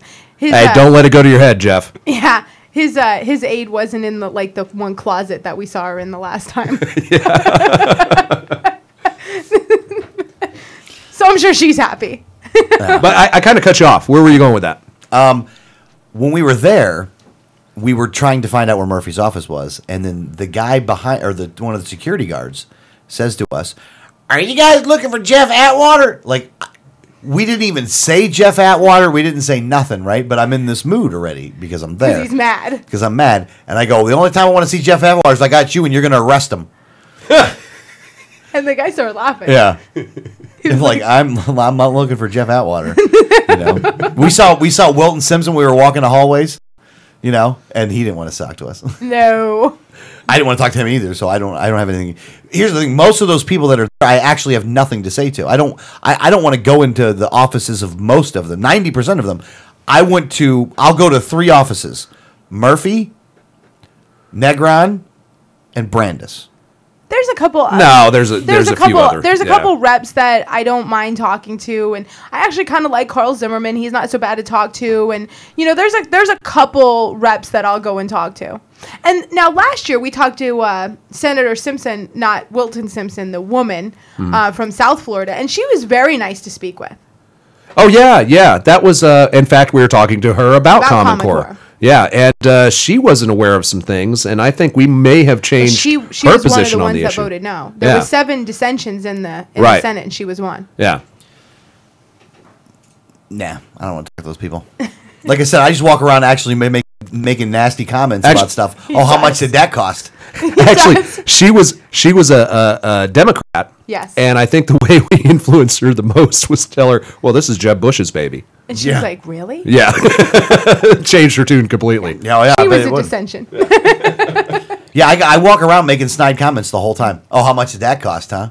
And he didn't like that there was the land bridge over to the Senate building. Screw that! He thought everyone should have to walk out downstairs, out of the building, and into the Senate building. He didn't like the land bridge. The first thing I would do... I agree with the land bridge. Actually, the first thing that I would do if I was up there and I was elected destroy the governor, land I would bridge. blow up the land bridge. I'm not going to blow up the land I bridge. would bridge over the River Kwai, and I'm Alec Guinness. And have you walked on that thing? I mean, it feels like it's made out of like plywood and twigs. No. You know what the problem? Here's what the problem is. Yeah. You have to go outside into the other building. You don't get a land bridge above everybody else. You walk where everybody else walks. Well, everybody uses the land bridge. Yeah, it's open to the public, Alex. No, I don't care. No, it's not open to the public. Yes, you were walking there. You have to be able to get through security first. Well, that's easy. You can even get through security with a With a gun, gun. Danielle. You need to go outside. You need to go outside. This is funny because last year when we were lobbying, I did tell the story on air about how I did accidentally go through security. Yeah, sure. 4 times with a gun in my purse. Yeah, that's right. We had been in and out twice. But that was... And then you grabbed me and your face was just white and you're like, oh, I love my gun in my purse. Yeah, and she's whispering. We're outside. You know, and she's people. Yeah, and she's whispering to me. You know. So and I'm like, okay, let's go back to the car and put that thing away. So we go through, and you remember when we went through, they were like, okay, go through. This time we go through security, and they stop my purse inside the thing, and I'm like, oh, now you're gonna look? I think you even said that. Yeah. This was with him. They did it again. They stopped my purse. Oh, really? In the thing, and I'm like, are you kidding me? Like, now you stop to look? Yeah. That lipstick looks suspicious. Oh, the 380 didn't? Yeah. No, that was okay because it was pink. It's all an illusion. It's all an illusion. Damn it. But yeah, going up there, I hate the land bridge. I would get rid of it all day long. I'd block it off. He hated the I don't understand. It's why because you have to walk downstairs with the people and you have to go outside. The people can walk across the land bridge. The land bridge is elitist. No, it's not. The building's right next to it's one step above like a jungle crossing with vines. Here's the thing: if you want to take the land bridge out and you want to put a rope thing across there where you got a rope across. Oh, wait a second. I'll support that. I'll support that because that's the risk of death. I'll support that. Wait a second. Hang on. New policy position: zip lines between the buildings. Zip lines, Russian roulette style, though. I say we replace it with the bridge from the climax scene of Temple of Doom. I was just going to say. And put crocodiles under it also. Alligators. We're in Florida. Have to be alligators. I'm good with that, by the way. We could do alligators that. Don't eat people. Saltwater crocodiles If you're going to use the land bridge, there needs to be a risk of death. Well, now, and this is... That will make me feel better. For anyone who hasn't been in the Capitol building... and 5 more stories up. For anyone who hasn't been in the Capitol building, the land bridge is about as sturdy as the entrance into an airplane, the one that they pull back and push back. It actually feels a lot like that. It feels like... it's got that little bounce to it, like there is nothing holding you up except for a piece of plywood. Yeah. I don't like it. I don't like it at all. It's not a straight thing. It kind of makes like a zig and zag, and I don't like it. I don't like it. I don't want it there. I want it gone. Now, I don't like. I'm not getting rid of it. When you walk into the Senate side, we'll see. For a while, all of it is like wood, like mahogany panels. Real expensive looking mahogany panels. Yeah, and I don't like that. Now, once you get into more of the Senate offices, the regular offices, they don't have that anymore. It does end. But I don't like that when you walk into the Senate side and everything's like this mahogany, like you're down like it's almost like a cruise ship, like that you're walking down. I think they ought to go back into the old Capitol. Well, I don't think there's room. Make room. I don't care. Get out of that big building. Sell it. Burn it. I don't care. You don't deserve it. You don't rate it. Well... I've always marveled at the design of the Capitol building because that is, without being crude here, that's a phallic symbol. That is a phallic symbol. I feel like bordered by 2 hemispheres. I feel like I've been sexually harassed just by looking at the building. I mean, yeah, it's the most blatant piece of phallic architecture I think I've ever seen. This wasn't an accident. I actually think that when they got to it, hey, so look, guys, we're going to make this new building, right?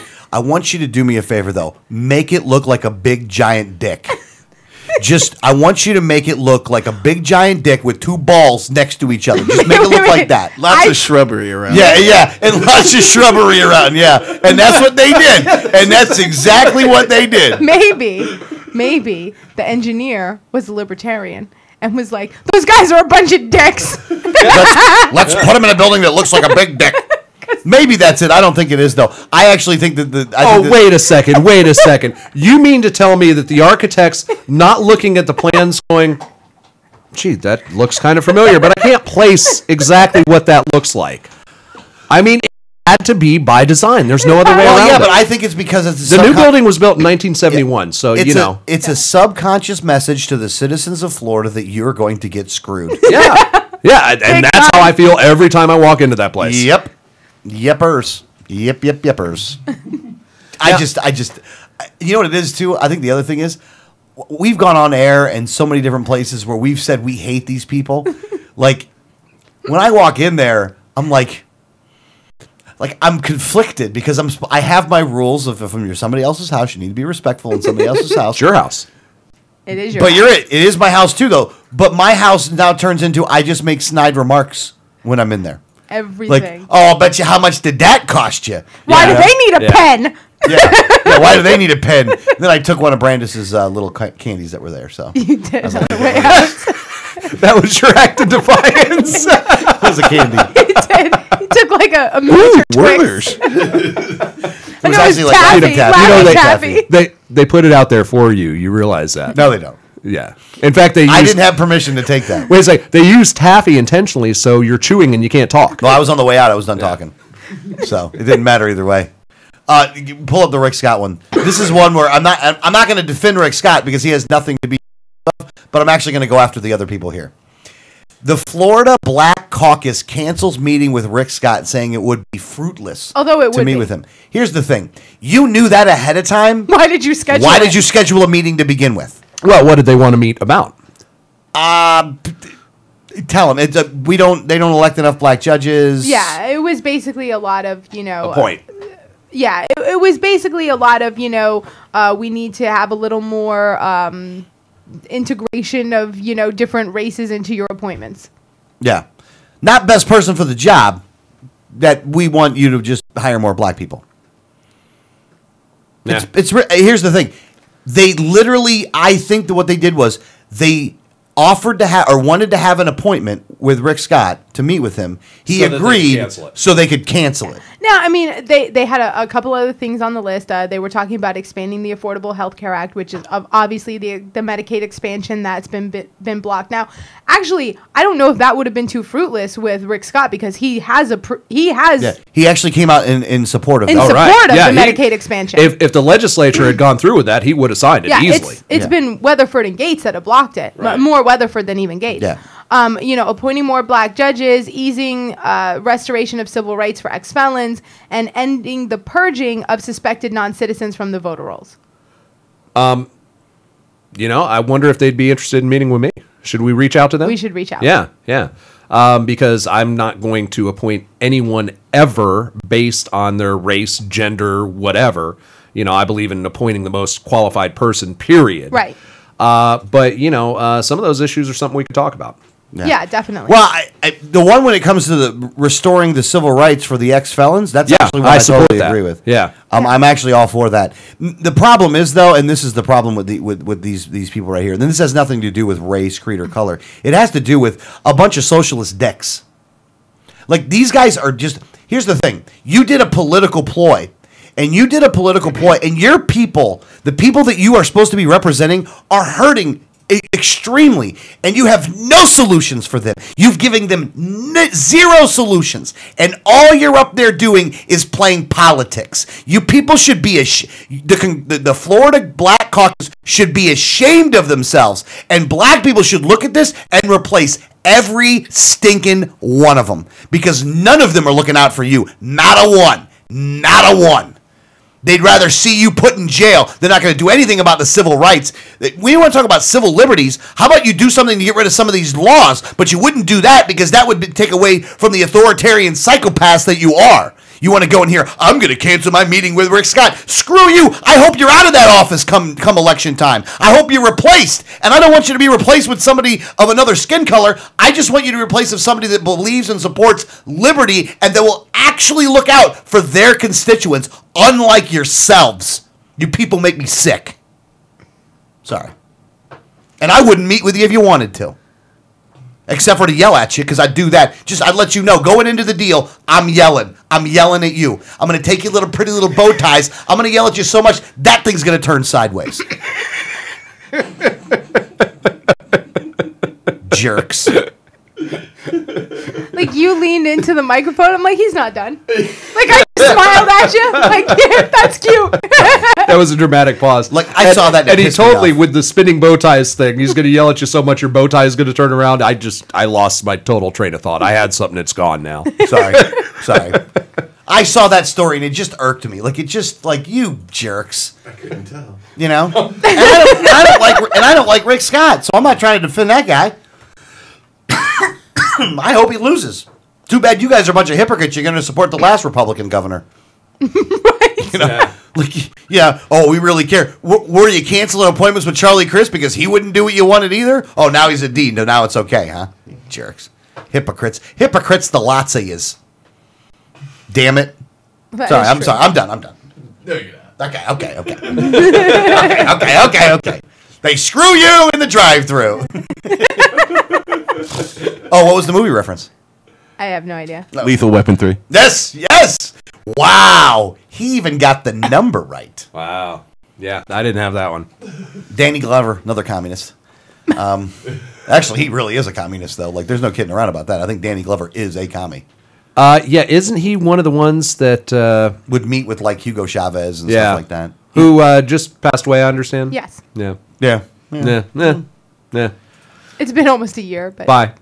Yeah. You missed it. Yeah. Yeah, I had no love for that guy at all. Yeah, The guy was right. evil incarnate. Yep. You know, just a little bigger version. That's all. All right, guys. Well, good show. Sorry I had to end on such a bad note. Is there anything else you guys wanted to bring up? What about you, Greg? I got nothing. You got nothing. You got a new sure. mic, though. We give you a mic that works, and you don't have anything to say. Hey, I contributed to this story about the Mexican drug cartels. You did. You did, Greg. actually. You did a great job. Here, I'm going to shake your hand right there, buddy. There you go. I'll meet with you whenever you want, brother. I'll meet with you. You And I'm still getting yelled. You set an appointment. You set an appointment over there. I did. You failed. Touche. He set the appointment, didn't tell anybody else about it. Hey, man, I gave him a chair, though, man. I gave him a chair for you, man. I did that. That should mean something. Okay.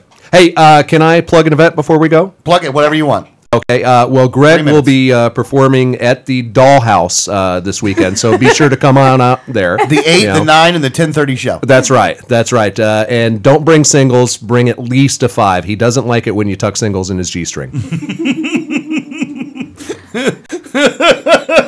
Boy, you thought he was really going to plug a real event, and so did I. I really did. I'm sitting here And going, as he's saying it, I'm like, oh my God, this is the candidate for governor. Yeah, you know, maybe it's a bad idea for me to come on the show anymore. Yeah, you're bad. I go straight back to radio banter. It's you know, it's fun, though. It's in my soul. Hey, people want to know you're real, though. I don't think that actually hurts because people want to know you're real. Yeah. You know, you're here, you're cracking up, you're making jokes. I think it's a good thing. He's got a sense of humor. He's he's not terrible to look at, you know. That's right. Vote for me because I'm a damn fine-looking man. Well, he's a lot better looking than Uncle Tan and Uncle Fester, you know? And unlike our current governor, he's not obsessed with defeating He-Man and unlocking the secrets of Castle Grayskull. Oh, he didn't go By the power of Grayskull. By the power of Columbia, I will defraud you.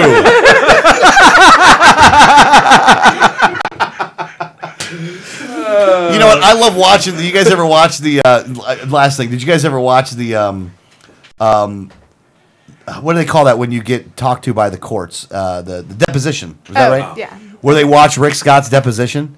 Do you ever watch that? I have. I recently watched that. Boy, that was.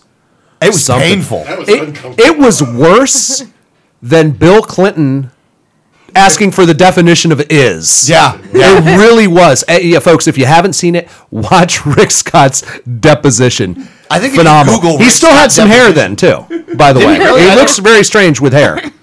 I didn't see that. Yeah. Huh. That's all right. He's going to Google it right now. Like, we have like 30 seconds Oh, left I'm in sorry. the show. All right, He's all right. Website address 1787network.com. Appreciate Adrian coming in the studio today. Appreciate Brandon being It was here. a nice surprise for me and Greg. Appreciate Danielle moving 30 feet to get in the room, and Greg had to drive here. So we appreciate Greg. I appreciate all of you listening, all 5 of you. I'm sure there's somebody listening that I don't appreciate you listening. If you don't Stop now. Stop listening. If you don't like us, then don't listen. That's all I'm saying. Or listen and yell like we do to other people. You can do that too if you want to. Either way, we'll see you next week. As long as the NSA doesn't get us first, you're listening to Liberty Underground. Hi.